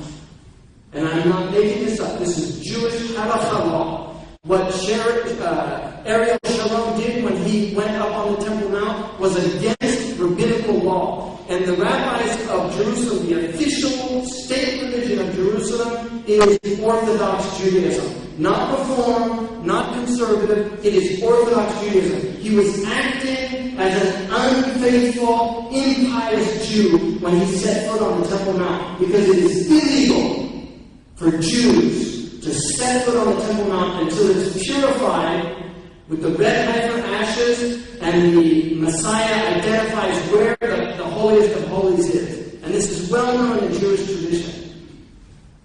So the fact that the Muslims are there and they're not going against Jewish law by being on there,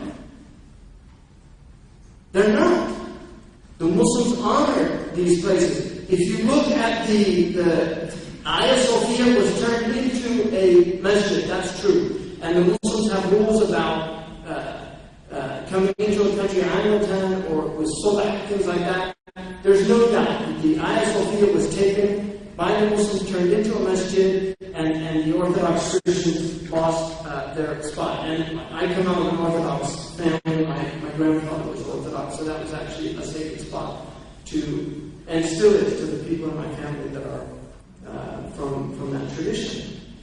But the modern Turks have, it's no longer a masjid, it's a museum. One of the things that you'll note about that, instead of defacing the icons, they just whitewashed and painted over them. The original icons are still there today. You can go into the Hagia Sophia and see the original icons. The Muslims did not scrape them down or trim them, they just whitewashed them and left them there out of respect for that extraordinary artwork that was done. They could have easily destroyed those, but they didn't. The Ottomans were extremely sensitive to other faiths.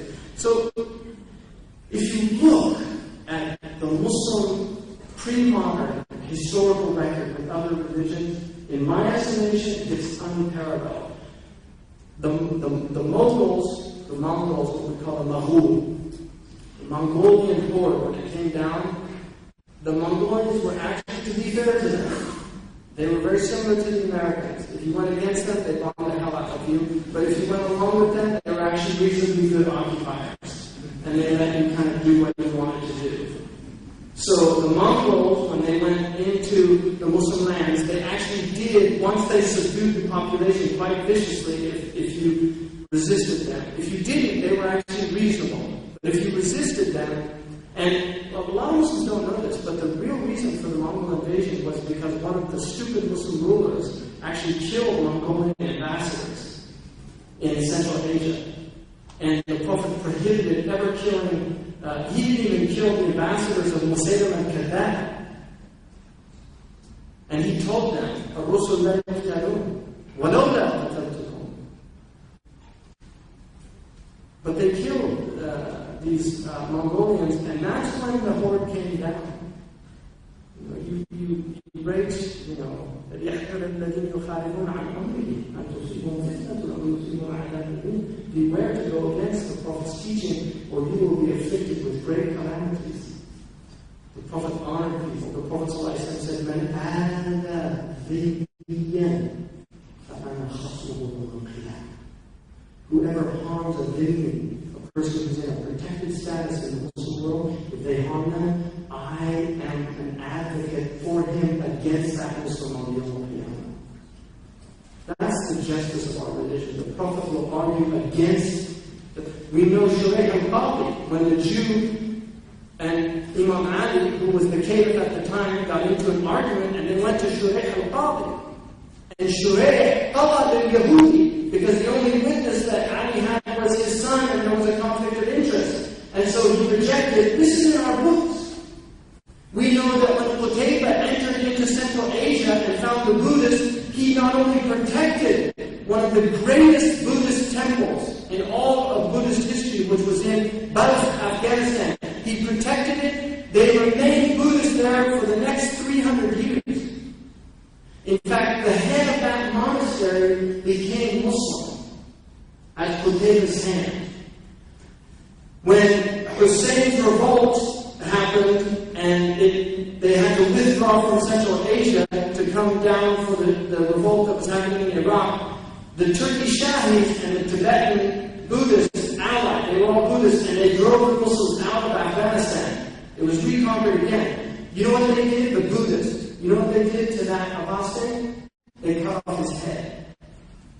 This is history. Read Arnold's book, The Preaching of Islam. How Islam treated other religions. No, I will say, because I'm a fair person, and I'm not a tribal, I'm not embedded in Islam. You know, I'm a Muslim, but I'm not embedded in Islam. There's Muslims that are embedded in Islam. My tribe or the highway. Right? Right? In the way, like if my tribe goes astray, I go astray with them. There's some people that have that mentality. Not for me. The Muslims have a checkered past.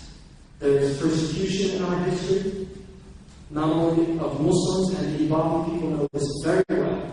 There's persecution in our history, there's persecution of Christians in our history, there's persecutions of Hindus in our history, and there's persecutions of Jews and Buddhists. But I would argue there is no textual evidence that fuqaha in the history of Islam have ever argued for that. They always recognized it as a wrong and a breach of Islamic law. We do not have justifications for persecution.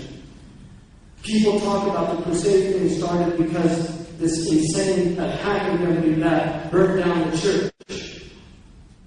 The historians in the Christian world never illustrate the fact that it was rebuilt by his successor. And he made an official apology to the Christians for the insane act of that volume. Our ulama had said early on that Allah will give victory to a just non-Muslim people over an unjust Muslim people. Because we're people of justice. And if we don't live by just rules that God has given us, God will send people who are more just than we are. And He will give them victory over us. Sayyidina Umar said that. If we're equal, he said it to Sa'd ibn Abi Waqqas when he was going to, if we're equal in disobedience, they'll always win. This is the justice of Islam. It's a beautiful religion. Its history is an extraordinary history of tolerance. There are no mosques in Europe where the Christians took over. You go look at the places where the Christians took over. There aren't mosques there anymore. Portola is not there. It's a museum with a church in the middle of it. But it was never restored as a masjid. The Pope said, give us back Hagia Sophia and we'll give you back Portola. You know? But that's one example. There's no masjids in Granada anymore. They were all turned into churches. Wherever Muslims went, they protected the people. That's why Orthodox Christians, Armenian Christians, have worshipped in the Middle East for centuries. The Coptic Church, there's 8 million Coptic Christians in Egypt to this day. Unfortunately, because of the Israeli problem, the Jews were chased out of some of the Arab countries. part of that, even one Jewish man, a fair Jewish man in London, Sidney Sor, who's a very prominent Moroccan Jewish man, he told me that the Israelis were involved in a lot of these things. They actually wanted the Arabs to migrate. A lot of the Arab Jews did not want to leave to go to Israel because they've been living for centuries there. They were their homes. But unfortunately, because of this situation, Muslims have fallen victim, I think, to a type of European anti-Semitism that was not traditional to the Jewish world. It really wasn't. There's political reasons for it, and it's a problem. And I really hope that the Muslims will stop making all these curses on the minbars. Allahumma akfina sharrahum. You know, but yatim awladahum, wa arman nisa'ahum, wa sharrithum, wa badilhum badil. Those things, really, it's not working. Let Allahumma ahdihim. Let's try a different strategy. Jazakumullah khairan.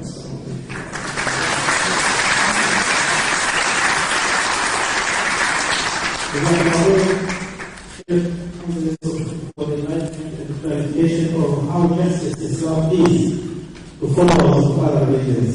Indeed, I read the Lord myself will see, and of course, if you have some clarification, need to be clarified.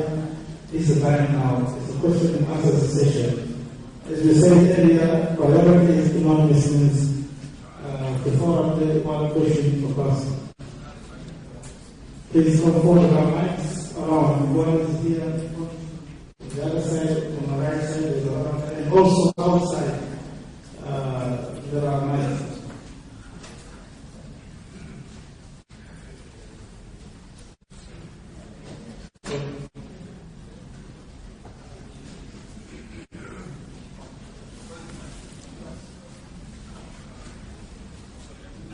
Okay, please go ahead.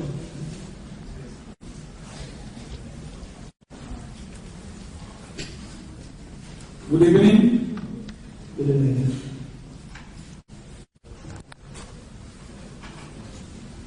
Tonight, I just want to tell you guys, the Sultan Qaboos Center for Islamic Culture, that, in other words, I want to commend you on the first lecture given in this place that I have attended. And I'm walking out today, closer to the Muslim world. In the last 3 lectures that I have attended, I have walked away 1,000 miles away from the Muslim world. Because I have been attacking the Western society. I felt that way. And the 3rd time that I took the mic, I was stuttering. I could not speak because I felt apprehensive. I could not speak my mind. And tonight, I feel relaxed. And once again, I commend you for that. Now I can tell my wife, when we walk in the city center, do not bother when they're looking at you. Because you are showing off your beautiful body. That the scarf and your beautiful hair does not make any difference in front of God. Thank you very much. And this is my question to you. How do you reconcile politics and religious either in the Muslim world and the Christian world? Thank you. First of all, mucho gusto. ¿Hablas español? Sí. ¿De dónde eres? Dominicano. Mucho gusto. Muchas gracias. I just, want to say that first of all, that politics, the Prophet Muhammad ﷺ said, إن القرآن والسلطان سيفترقان فدوروا حيث دار القرآن. The Quran and politics are going to part ways soon. he said that it would last 30 years, and his prediction was absolutely accurate. The Khulafa al-Rashidin ended, and the political Islam as ala minhaj al-nubuwwah, based on prophetic truth, changed. And then politics became kings fighting, and then jababira. So you're lucky to have an enlightened ruler. لكن الشيء يحفظ ولا يقاس عليه. It's a principle in Balagha that people that in grammar, if something breaks the rule, you keep it in mind, but you don't base the rule on it. So good rulers are the exception; they're not the rule. So you're very fortunate to have the exception that illustrates the rule in this country. Now, the modern Muslim world was afflicted 100 years ago with colonization. The Muslim response to colonization was what went wrong. Two major responses occurred. One, we've been defeated because of technology. That's the logistical response. So suddenly all the Muslims had to start learning engineering. And now we've got 1 billion engineers and no historians, no literary scholars, it's just amazing because of the belief that the Europeans got their power through technology. The other response was the problem was too much spirituality. And so there was a movement against the devotional aspects of Islam and a focus on political Islam. This became very prominent in the 1920s, 30s, 40s, 50s, and then it really comes to a head in the 60s. And then you see the Marxists in the Muslim world begin to adapt Islamist ideology. And that's why you see now a hybrid that's closer to Marxism than it is to Islam, but it uses all of the slogans of Islam. But it's far closer to Marxism, and one of the basic principles of Marxism is the end justifies the means, and so there's no longer rules of engagement, there's no longer adherence to ethics and morality in war, anything goes, which is very different from the early Muslims. So, I would say personally, in the Muslim world, we want to see Muslims who, when they're in a majority of their country, they want to see a ruler who's a pious ruler, like the one that you have here. There's no indication that he's other than a pious man that has built mosques like this that are extraordinary. And you see this in some of the other Muslim countries. There are other Muslim countries where the rulers are actually opposed to Islam and make it quite difficult for people to practice their faith. So that's my basic view on it. I don't think the problem in the Muslim world is more a problem of disparity of wealth. And that's why in countries like Oman, where you don't have the types of disparities of wealth that you see in a country like Pakistan or a country like Egypt, where there's such a gap between the rich and the poor. One of the things that we're very happy to see is how normal the culture is here. It's really, Imam Zaid and I both have commented on that. You don't see these jalopis next to these $200,000 Lamborghinis. It's a more balanced culture, and that's healthy for people. The single most powerful ethical force in the world is middle-class prosperity. It's not religion. The single most powerful ethical force in the world is middle-class prosperity. When people have enough and they're living reasonable lives, they tend to not be corrupt people. Sexual morality is very much the realm of religion. Without religion, America's a good example and Europe's a good example of what can happen in terms of sexual morality. But in terms of social morality, economics, trading, buying and selling, when you have a reasonably stable economic system, the corruption is far less. This is why the least corrupt countries in the world are the Northern European countries, hands down. The most corrupt countries in the world, unfortunately, almost every year, Pakistan gets number 2, and Nigeria gets number 1. But I was told by a close Pakistani friend of mine, the Pakistanis bribed the Nigerians to take number 1. Thank you very much. Any other question, please? Before we look at the written question. Imam Zayd might want to add to that because he's actually the political scientist. Yes? No, your question.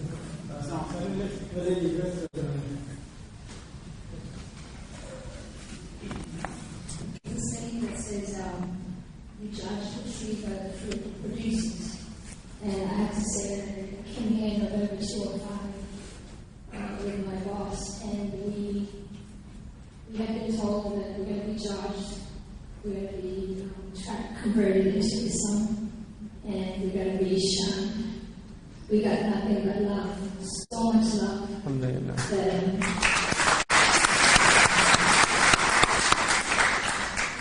I call this my second home. That's one thing I've always respected about the Muslim religion. I've been in the States accused of being a long-standing member of the Nation of Islam, third generation Seventh-day Adventist, but I embrace the love, the teachings, and the knowledge. And I thank you for all the teachings. I'm reading so much, I don't even. But anyways, I love the respect for others. Of course, in every religion, in every place you go, there's bad seeds. But you represent goodness, and I want to steal that from you. Thank you. My question is, you said something about if they attack you, attack back. But also, you said something about if you come in an argument, stand in silence. When do you know when to attack, and when do you know when to stay back? We can't be doormats, but we have to speak, to protect ourselves. When do you know when to step in? Good.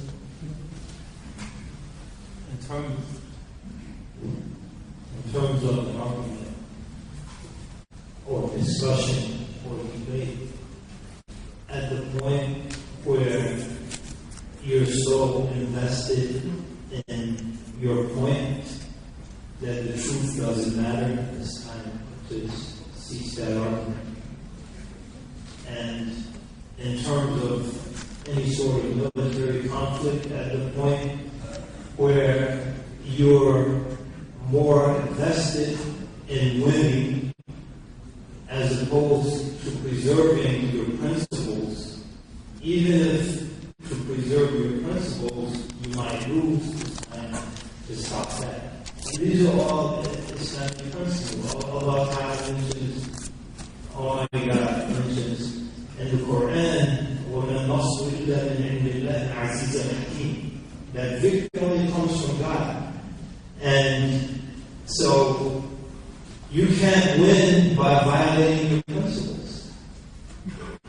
Victory only comes from God. In fact, if you violate your principles, there's a greater likelihood that you're going to lose.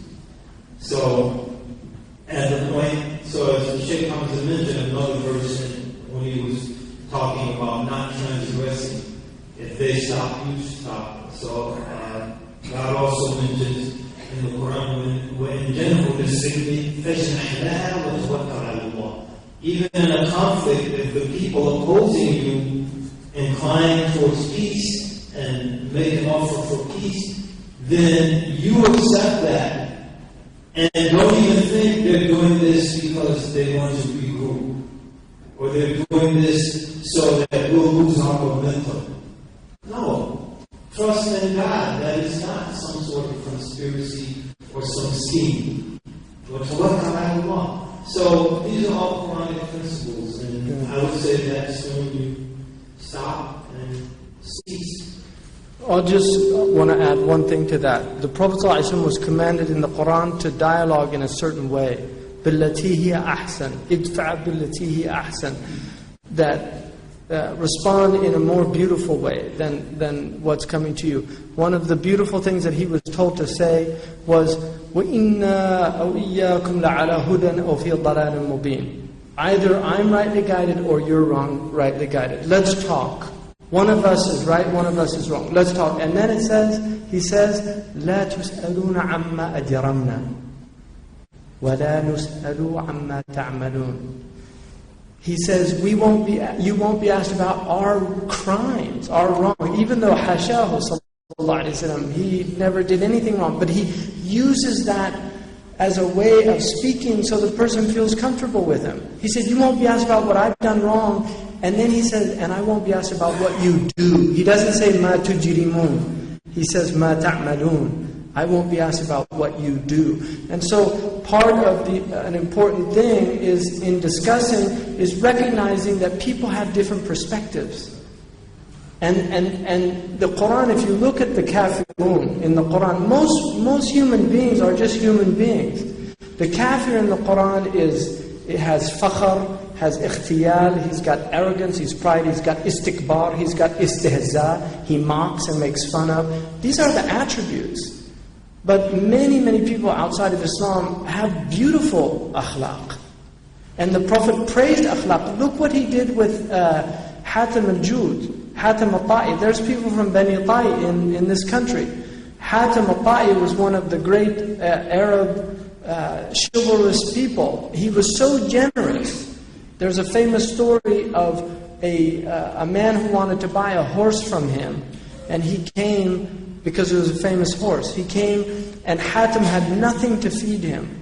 And the Arabs used to eat horses when they were... And so he took this incredible horse and he slaughtered it and he fed them. And Arabs never asked what they wanted. You take 3 days, then you ask the question. Some Western businessmen learn that after a while, you know. But he waited 3 days and then he said, what have you come for? And he said, I want to buy your horse. He said, we've been eating it the last 3 days. But Hatim al-Ta'i, his daughter, when she was taken prisoner in a battle that happened, the Prophet used to walk by and she would try to get his attention. On the third day she got his attention and he said, who are you? And she said, I'm the daughter of Hatim al-Ta'i. And he said, let her go. فَإِنَّ أَبَاهَا كَانَ يُحِبُّ مَكَارِمَ الْأَخْلَاقِ. He said, free her because her father loved noble character. So he honored a non-Muslim because of the noble character of her non-Muslim father. وَكَانَ أَبُوهُمَا صَالِحًا.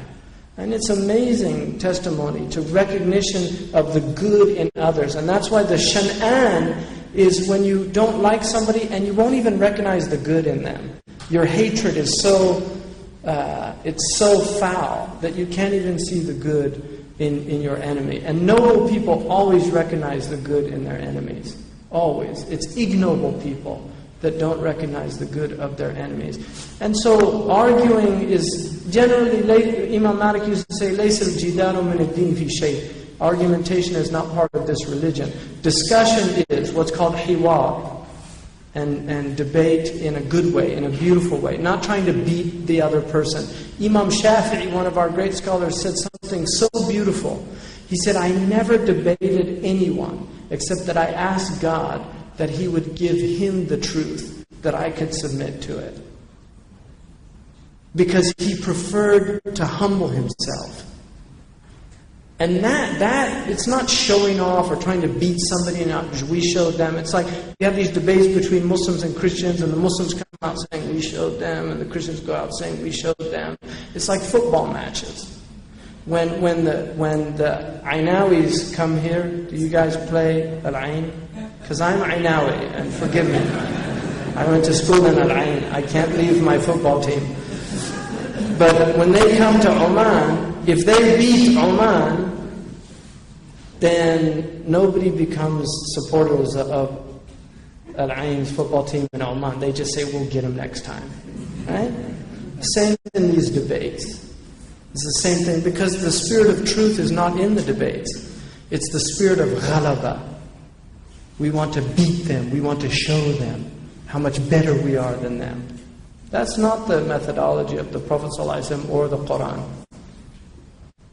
It's humility. The Prophet said, أُمِرْتُ أَنَ أَتَوَاضَعَ حَتَّى لَا يَفْخَرَ أَحَدٌ عَلَى أَحَدٍ. I was told to be humble until no one would show arrogance to another person. That's our Prophet ﷺ. Thank you very much. Since Herman is ready to ask, but we ask, well, yes, you had a question before. Are you Muslim? Go ahead. Can you give an opportunity to Yeah. So please. Thank you very much. First of all, I want to thank the people of Oman. Since I've been here 7 months, and I've been every time I've met Omani people, they've been very kind and very hospitable in any situation. So that's a thank you to all of you, basically, and to your lovely culture. Having said that, I want to add my gratitude to having been listening here tonight, to the great speakers. Thank you very much. It's very enlightening and very informative. I have 2 questions. I don't know if that's possible. They're very diverse. First question is, there are accounts of Muslim people who are converting to Christianity, for instance, or either to Judaism. And from what I've understood and also kind of experienced close by, is that these people, they grew up like in their Muslim family, that they're kind of rejected. And I was wondering how you would comment on that, because you've been saying like, Yeah. okay, they're Yeah, no, it's a good open. question. So that's basically my first question. Okay. Do you want to comment on that first? No, go ahead. What's the second one? And the second question is, I'm hoping it's easier than the first one. very good.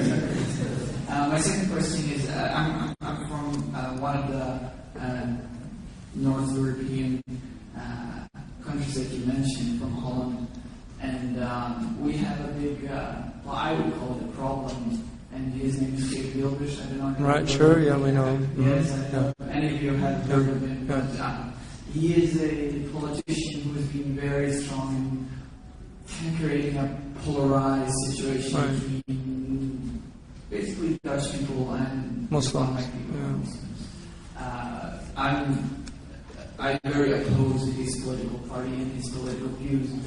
And my question is, how would you comment on that situation, and how would you advise commoners, regular people, to establish a situation of mutual respect, and how to kind of counter-react on these political Right. situations? Okay. Do you want to? The second one? Go ahead. I'll do the first one. I think people of all stripes have to realize the commonality that they share. So I'm sure in Holland, like most countries, the common Muslim who's just there trying to make a better life for himself or herself, raise their family, go to work every day, and just basically be left alone. That's the attitude of the common Hollander. So there's a common decency when they see each other. There's no animosity.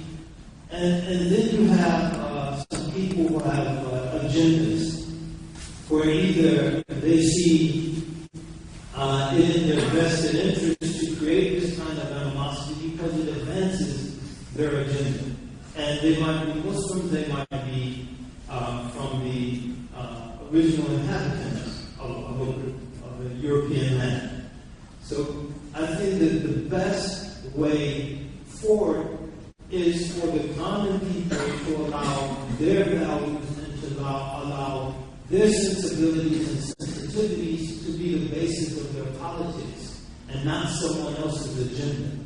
So not to allow themselves to become susceptible to someone else's agenda. And from a Muslim perspective, I think it's very important for Muslims to understand the rights and responsibilities they have if they're a guest who's been invited into a non-Muslim land. That they have a fundamental right to respect the laws of that land and to understand the great trust, even going back to the very first question, that we as Muslims hold.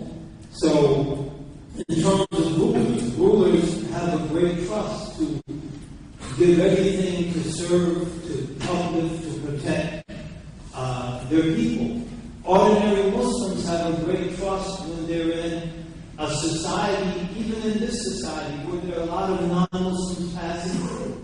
Because what they say or do might become the thing that either pushes that person away from Islam, as the first questioner mentioned, when they ordinarily would be very receptive, or makes that person who might not be religiously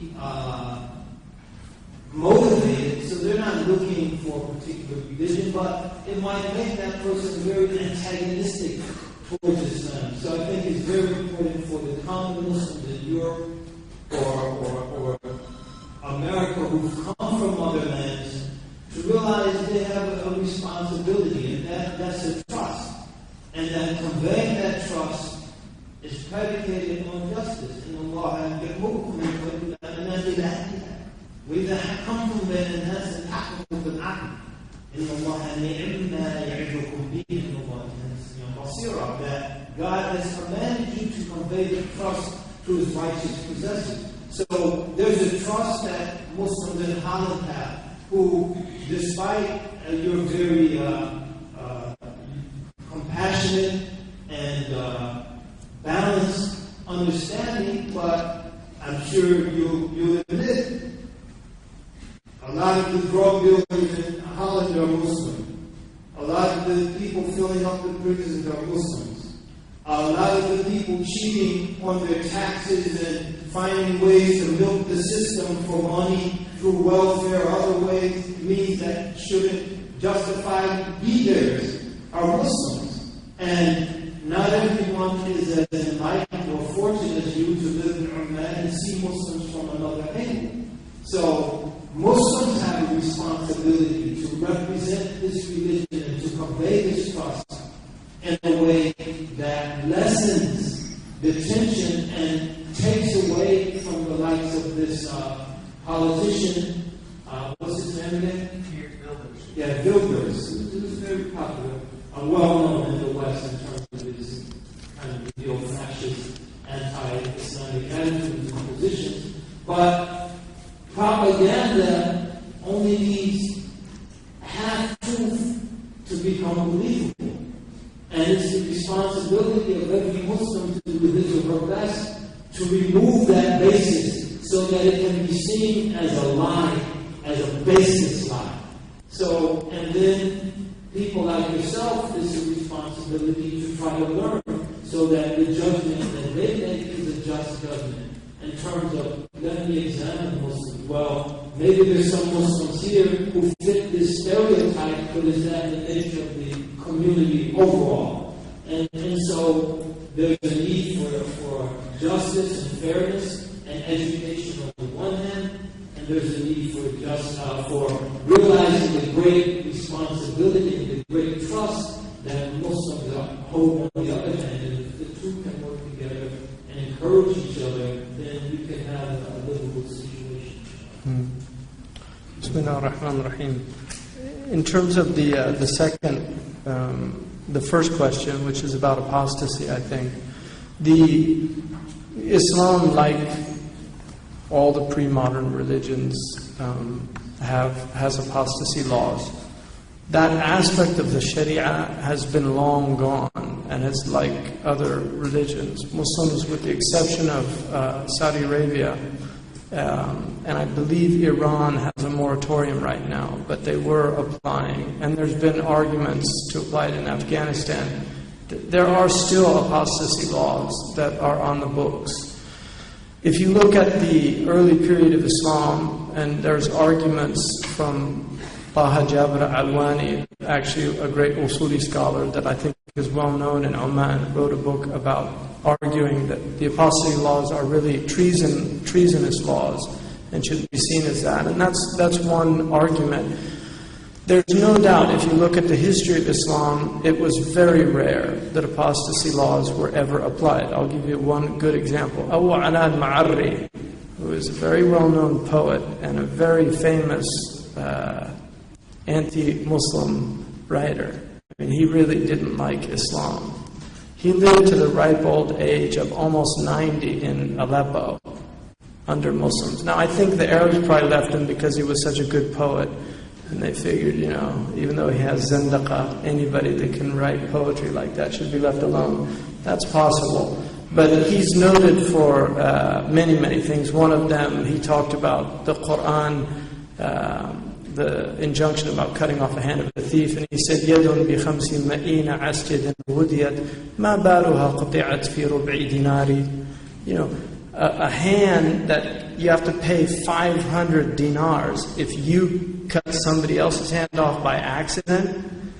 He said, what's up with cutting it off for a quarter of a dinar? And so Qadi Abdul Wahab, the famous Maliki scholar from Iraq, said, عِزُّ الْأَمَانَةِ أَغْلَاهَا وَأَرْخَصَهَا ذُلُّ الْخِيَانَةِ فَافْهَمْ حِكْمَةَ الْبَارِ. The dignity of trustworthiness of that hand made it a valuable hand. But when it became a treacherous hand, it lost its value. My point about that is that bayt is kufr by Muslim scholars. And yet he was writing those lines in Aleppo, in a place that was ruled by Muslims. Many examples, if you look in the history of Islam, very rarely were apostasy laws applied. I'll give you another example. In Qurtuba, there's a famous, the martyrs of Qurtuba, that some Christians might know this story. There was a group of Christians who were so troubled by the fact that so many Christians in Spain were becoming Muslim, they started going into the masjids and cursing the Prophet ﷺ publicly so that the Muslims would turn on them. They actually wanted martyrdom so that they could revive the Christian spirit in Spain. The Caliph actually ordered these people to be like, he didn't want it to happen. He was so bothered by it because, one, he understood what their strategy was, but two, because he just didn't want that to be taking place. And so there's a whole interesting history of what was going on then. I would argue that in the West, we are in a post-Christian period. It's very difficult for Western people to understand when religion is central to your life and your experience, how important that is. And religion, one of the most powerful claims of Abrahamic religions is this world is finite, it's only a very short period, but the next world is infinite. And when you're looking at the finite world in relation to the infinite world has far more relevance to anybody who takes religion seriously. And so when somebody leaves the religion, it's an incredible calamity. Anybody that takes Christianity serious understands this at all because they're putting the soul into perdition. In Holland, the Dutch people are in a very post-Christian environment. Very few Dutch people, even though they were once they've always had a history of tolerance until very recently with the Islamic thing. Well, maybe not always, but they're noted for their tolerance. And I think they still are a tolerant people. They've tolerated heroin addiction and prostitution, a lot of other things that aren't so positive, but they are a tolerant people. And but religion is not taken seriously. And that's why it's very hard for a lot of Europeans to relate to the seriousness by which Muslims take their faith. And so if somebody leaves the faith in the family, it's as if they died. I have a Jewish friend who converted to Islam that Imam Zaid knows very well. Mustafa Chetnev. He's from New Mexico, and he lives there. He's a very brilliant man who embraced Islam. His parents, who were Orthodox Jews, had a funeral after he converted to Islam. They literally buried the coffin and told everybody that their son had died. Because to them it was as if he had died. He told me, though, that his mother used to send cookies at Hanukkah time. See, mothers can't. The famous story of the Christians tell about Jesus not letting all the people that didn't believe in him into paradise, and then when he went into the garden, he found all the people he had kicked out, and he said, what was going on? And they said it was Mary. She was letting them in the back door, because women have more compassion. So that was the idea of giving a funeral was as if they had died. And I think for a lot of Muslims that is a real, it's a great calamity, tragedy. But in terms of ridda, apostasy laws, we tell people, I know people in America whose children have left Islam. It happens. I encourage people to maintain their relationships with them because, one, it's a very confusing time we're living in. The Prophet ﷺ said, يُصْبِحُ الْحَلِيمُ حَيْرَانًا, that even intelligent people will become confused towards the end of time. And we know also that the atheists win in the end, because the Prophet said that the end of time won't come until there's no one left calling on God in the world. So Dawkins wins in this world. And we believe that. So, apostasy is, it's one of the pre-modern rulings that is definitely in Islam. Abu Hanifa did not consider women, if a woman apostated, there was no capital offense for a woman in the Hanafi madhab, because he did not, the hadith, man baddala dinahu faqturuhu, was ahad. It's ahad hadith, whereas the hadith prohibiting killing women and children is mutawatir. It's a factual hadith that nobody can deny. The Prophet said, do not naha Rasulullah sallallahu alayhi wa sallam an qatl al-nisa'i wal-awlad. It's a mutawatir hadith. And so even in the Maliki madhab, it's prohibited to kill women, but if they fight you, you can kill them. But in the Maliki books, they say, if on the battlefield a woman comes towards you, you should avoid her and try to get away from her so that you don't have to kill her, because the prohibition was so strong about protecting women and children. Imam al-Nakha'i did not believe in capital offense for apostasy. So there are ulama from the Salaf period that were from the students of the Sahaba that did not confer with that. He preferred ta'zir or habs, some type of discipline that would get them back into the deen. So, but I know that there are many secular people in the Muslim world that don't really believe in Islam, but the idea of openly, declaring that is still not done in most countries. Although there are open secularists in many Muslim countries today, and there are Ba'athists and people that don't believe in Islam, and in the end, I think that freedom of conscience is something that the Prophet ﷺ honored, and he was certainly very aware of persecution. And we read that verse in the Quran that al-fitnatu akbaru min al-qatli, al-fitnatu ashaddu min al-qatli. Persecution is worse than killing. The Quran very clearly states you can't make people believe.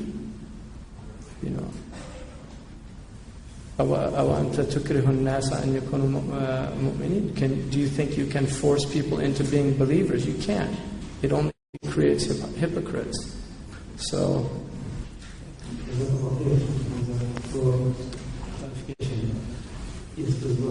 good evening. Thank you very much for the lecture. I had a question. Well, Jesus said, turn the other cheek. And Mahatma Gandhi, who inspired himself who took his values from Hinduism, said, an eye for an eye makes the whole world blind. How do you match this with Islam, which says that you should defend yourself? And, where's the matching bit in the puzzle? Thank you very much. What's that? Yeah, sure. Yeah, that Islam doesn't advocate a system of ideal ethics. It advocates a system of practical ethics. So when you say turn the other cheek, that's ideal, but it's not practical for most human beings, because there's a fundamental instinct, and some say the most primal instinct in a human being is self-preservation. The top of Maslow's hierarchy of needs is security. So, as a result, when you have an ideal that's so lofty that it becomes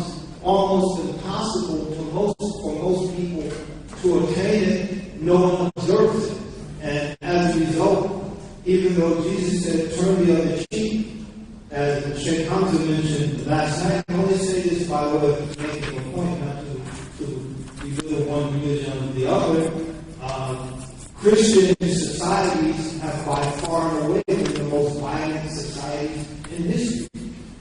Whereas when an ideal is practical, don't aggress, but if you're transgressing against defend yourself, then this is something that people have an easier time adhering to, so it provides a check on their behavior because it's within the realms of feasibility for the average person. Whereas where an ideal is so lofty, is beyond the realms of the average person, then that ideal becomes abandoned, and then there's no practical check on people's actions. So that's how we respond to that. And I think this is something that's not universal to all Christians, but if you look at the sexual scandals that are befalling some members of the Catholic Church, a lot of that goes through the impracticality of celibacy, because human beings have basic fundamental sexual rights from the animal part of our nature. So when you say there's no... It says, we have prescribed upon them, meaning the Jews, in the book, fiha, in the Torah, a life for a life, and an eye for an eye, and a nose for a nose, and a tooth for a tooth, an ear for an ear, and a tooth for a tooth. And when you wound people, there's lex talionis, which is that law of retribution. And then it says, فَمَنْ تَصَدَّقَ بِهِ فَهُوَ كَفَّارَةٌ لَهُ. But if you forego that, it will be an act of forgiveness for you. So in other words, you can get your eye and eye and a tooth for a tooth, but if you actually forgive people for it, it'll be an act of forgiveness for you. So again, the Quran, it balances, it gives people a right for justice, but it also gives them إِنَّ اللَّهَ يَأْمُرُ بِالْعَدْلِ. That's adl, an eye for an eye, tooth for a tooth. وَالْإِحْسَانِ. But it also tells you to have ihsan. And the ihsan, which is to forgive, is a higher way. That's why it gives you the Mosaic possibility, but also the way of Jesus, which was to forgive. And that's why immediately after it says that in this verse, right, and if you don't, وَمَنْ لَمْ يَحْكُمْ بِمَا أَنزَلَ اللَّهُ فَأُولَٰئِكَ هُمُ الظَّالِمُونَ. If you don't apply what God is telling you, then you're oppressing. وَقَفَّيْنَا عَلَى آثَارِهِمْ بِعِيسَى بْنِ مَرْيَمَ. And then we followed this law with the way of Jesus, which is to forgive. So the Quran acknowledges both. They're not mutually exclusive. Like you have in the famous Les Miserables, where the policeman has to commit suicide at the end because the law can't forgive. So the law and charity can't live side by side. It's one or the other. No. The quality of mercy is not strained. Mercy it drops as a gentle rain from heaven. You know, the quality of mercy is what tempers justice. It's an attribute of God Himself. That's what Shakespeare reminds us. So the king sits in justice, but it's tempered by mercy. And then I'll give you one other example, which is a really interesting verse to me because it shows the dialectic between justice and forgiveness. In the chapter of Shura, when it says, وَالَّذِينَ إِذَا أَصَابَهُمْ الْبَغْيُ هُمْ يَنْتَصِرُونَ. Those who are oppressed have a right to fight and defend themselves. وَجَزَاءُ سَيِّئَةٍ سَيِّئَةٌ مِثْلُهَا. And rewarding a wrong with a sayyah, mithluha, is a valid thing. And the reason the ulama call the redressing a wrong a sayyah is because it looks like it. But then it says, فَمَنْ عَفَى وَأَصْلَحَ فَأَجْرُهُ عَلَى اللَّهِ. But to forgive and to forego, he will have a reward with God. And then it says, إِنَّهُ لَا يُحِبُّ الظَّالِمِينَ. Allah doesn't love oppression.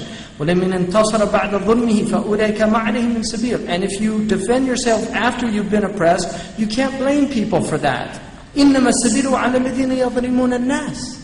But the real blame is on people who are oppressing other people. وَيَبْغُونَ فِي الْأَرْضِ بِغَيْرِ الْحَقِّ. And they're transgressing the earth without any right to do that. أُولَٰئِكَ لَهُمْ عَذَابٌ أَلِيمٌ. These people should be punished.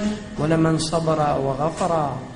But those who forgive and are patient, إِنَّ ذَلِكَ لَمِنْ عَزْمِ الْأُمُورِ. That is the essence of what this is about. الَّذِينَ يَسْتَمِعُونَ الْقَوْلَ فَيَتَّبِعُونَ أَحْسَنَهُ. The Quran says, those who listen to the Quran and follow ahsana, the thing that has more ihsan in it.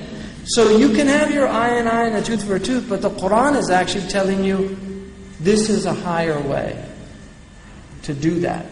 And that's a more just thing. Kierkegaard, one of the greatest, in my estimation, theologians of Christianity, Kierkegaard said, the problem with Christianity is it's only had one true Christian, which is the founder.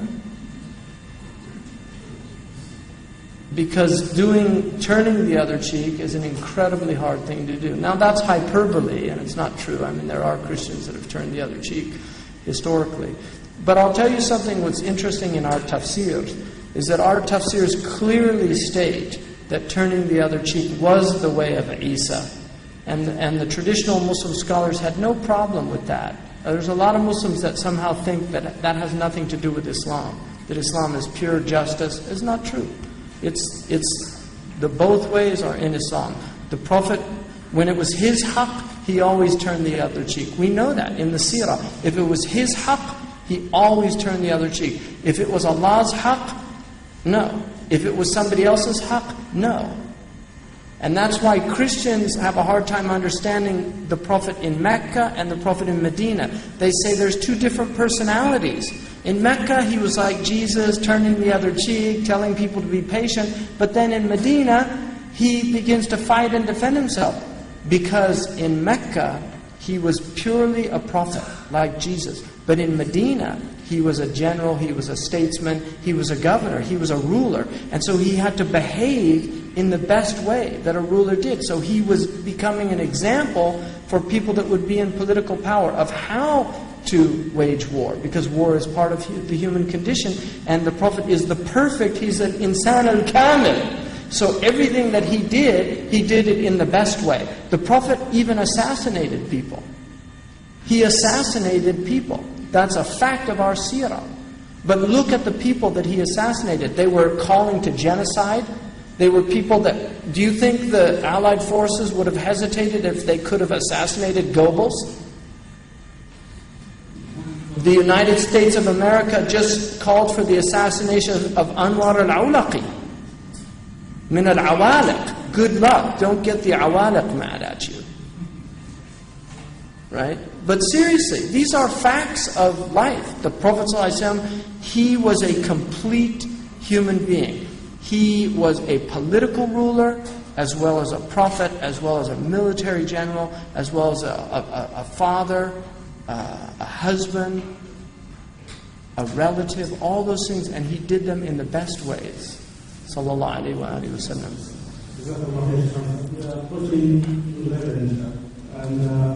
We know that we went tomorrow, so we have questions here. I have this waiting. Can we allow them to ask something?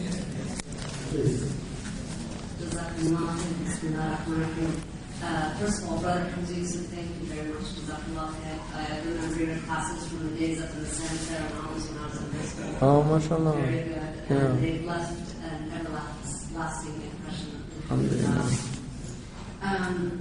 My question today is directed at either Brother Hamza or Brother Zaid or even organizers. I newly moved to Oman, and we talk about a sense of justice and others, but somehow I'm wondering, what kind of justice are we doing to ourselves? Before we used to be able to hear the adhan near our house. For the past 2 weeks, it's somewhat disappeared, and the Friday prayers can no longer be heard outside here in Oman. And I think that in some ways we're losing our culture. We're losing, that sense of Islam, and that was a great source of information for all the women that were at home with their families during that time. And now we've lost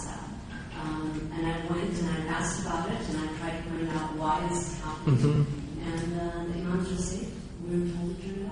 We're told to turn the speakers off. And I don't know why. I would just say, yeah.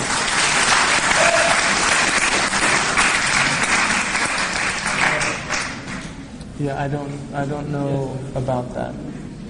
Recently, there was an instruction that to avoid the loudspeakers put on, especially for Friday prayers and also for normal prayers outside the mosque.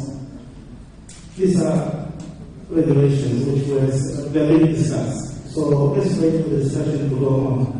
Inshallah, there will be a way out, and we need to follow up with the people who are following.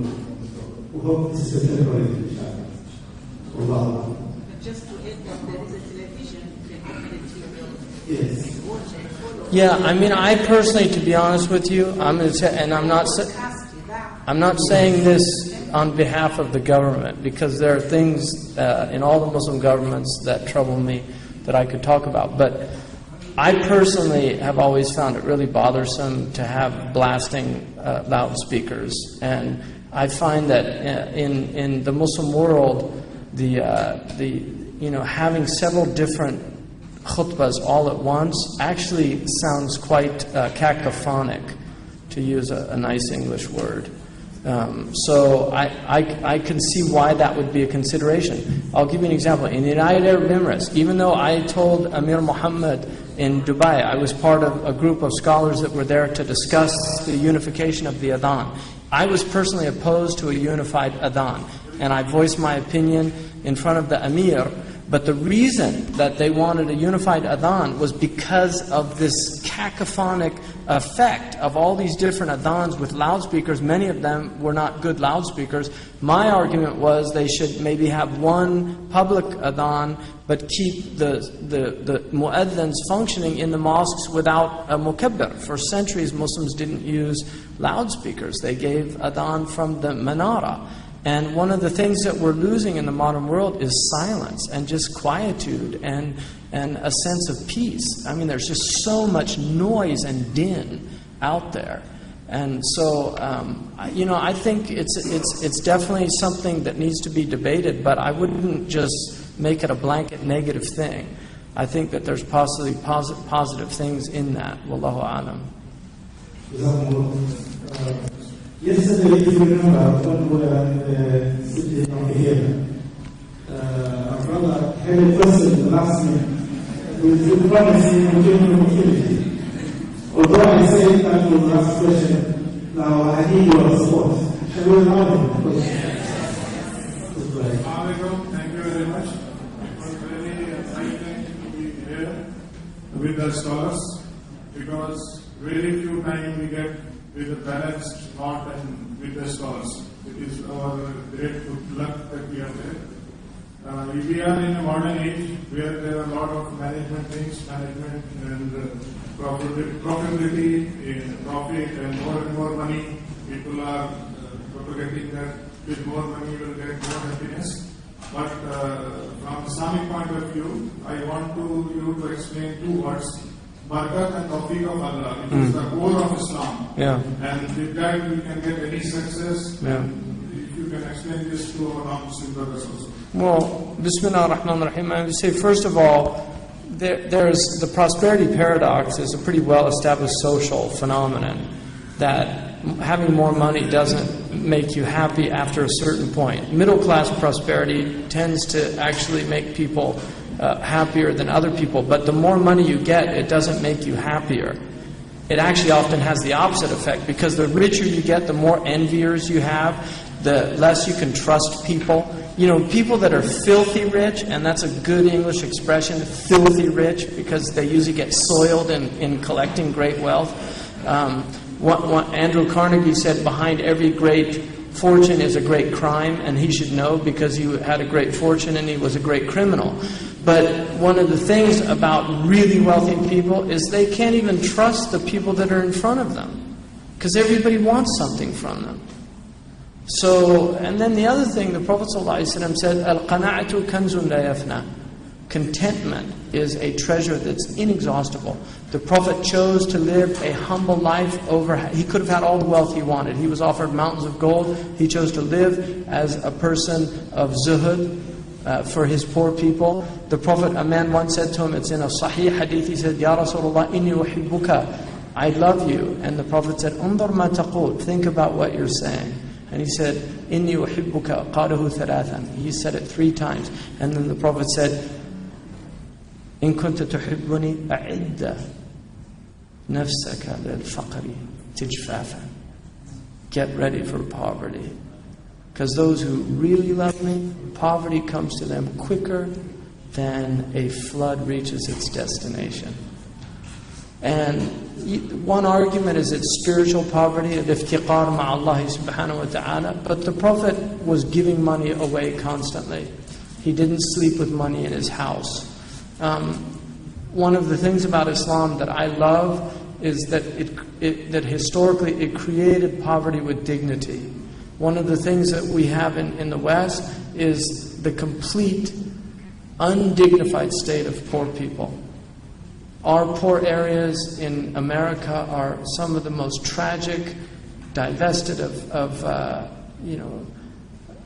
just everything that's would make life worth living, and that's something that Western consumer societies do very well. Is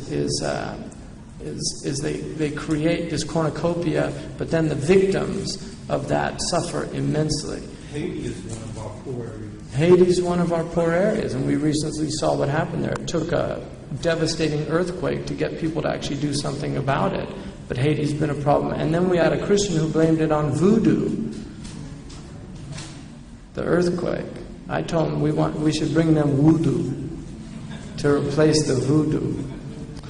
But, that's poverty. There's nothing wrong with faqr in Islam. But there's something wrong with meskana, which is abject poverty. There's no shame in being poor. Many, many poor people in the world that are beautiful people. I've lived in the poorest countries in the world. Wallahi. And I'll just end with this.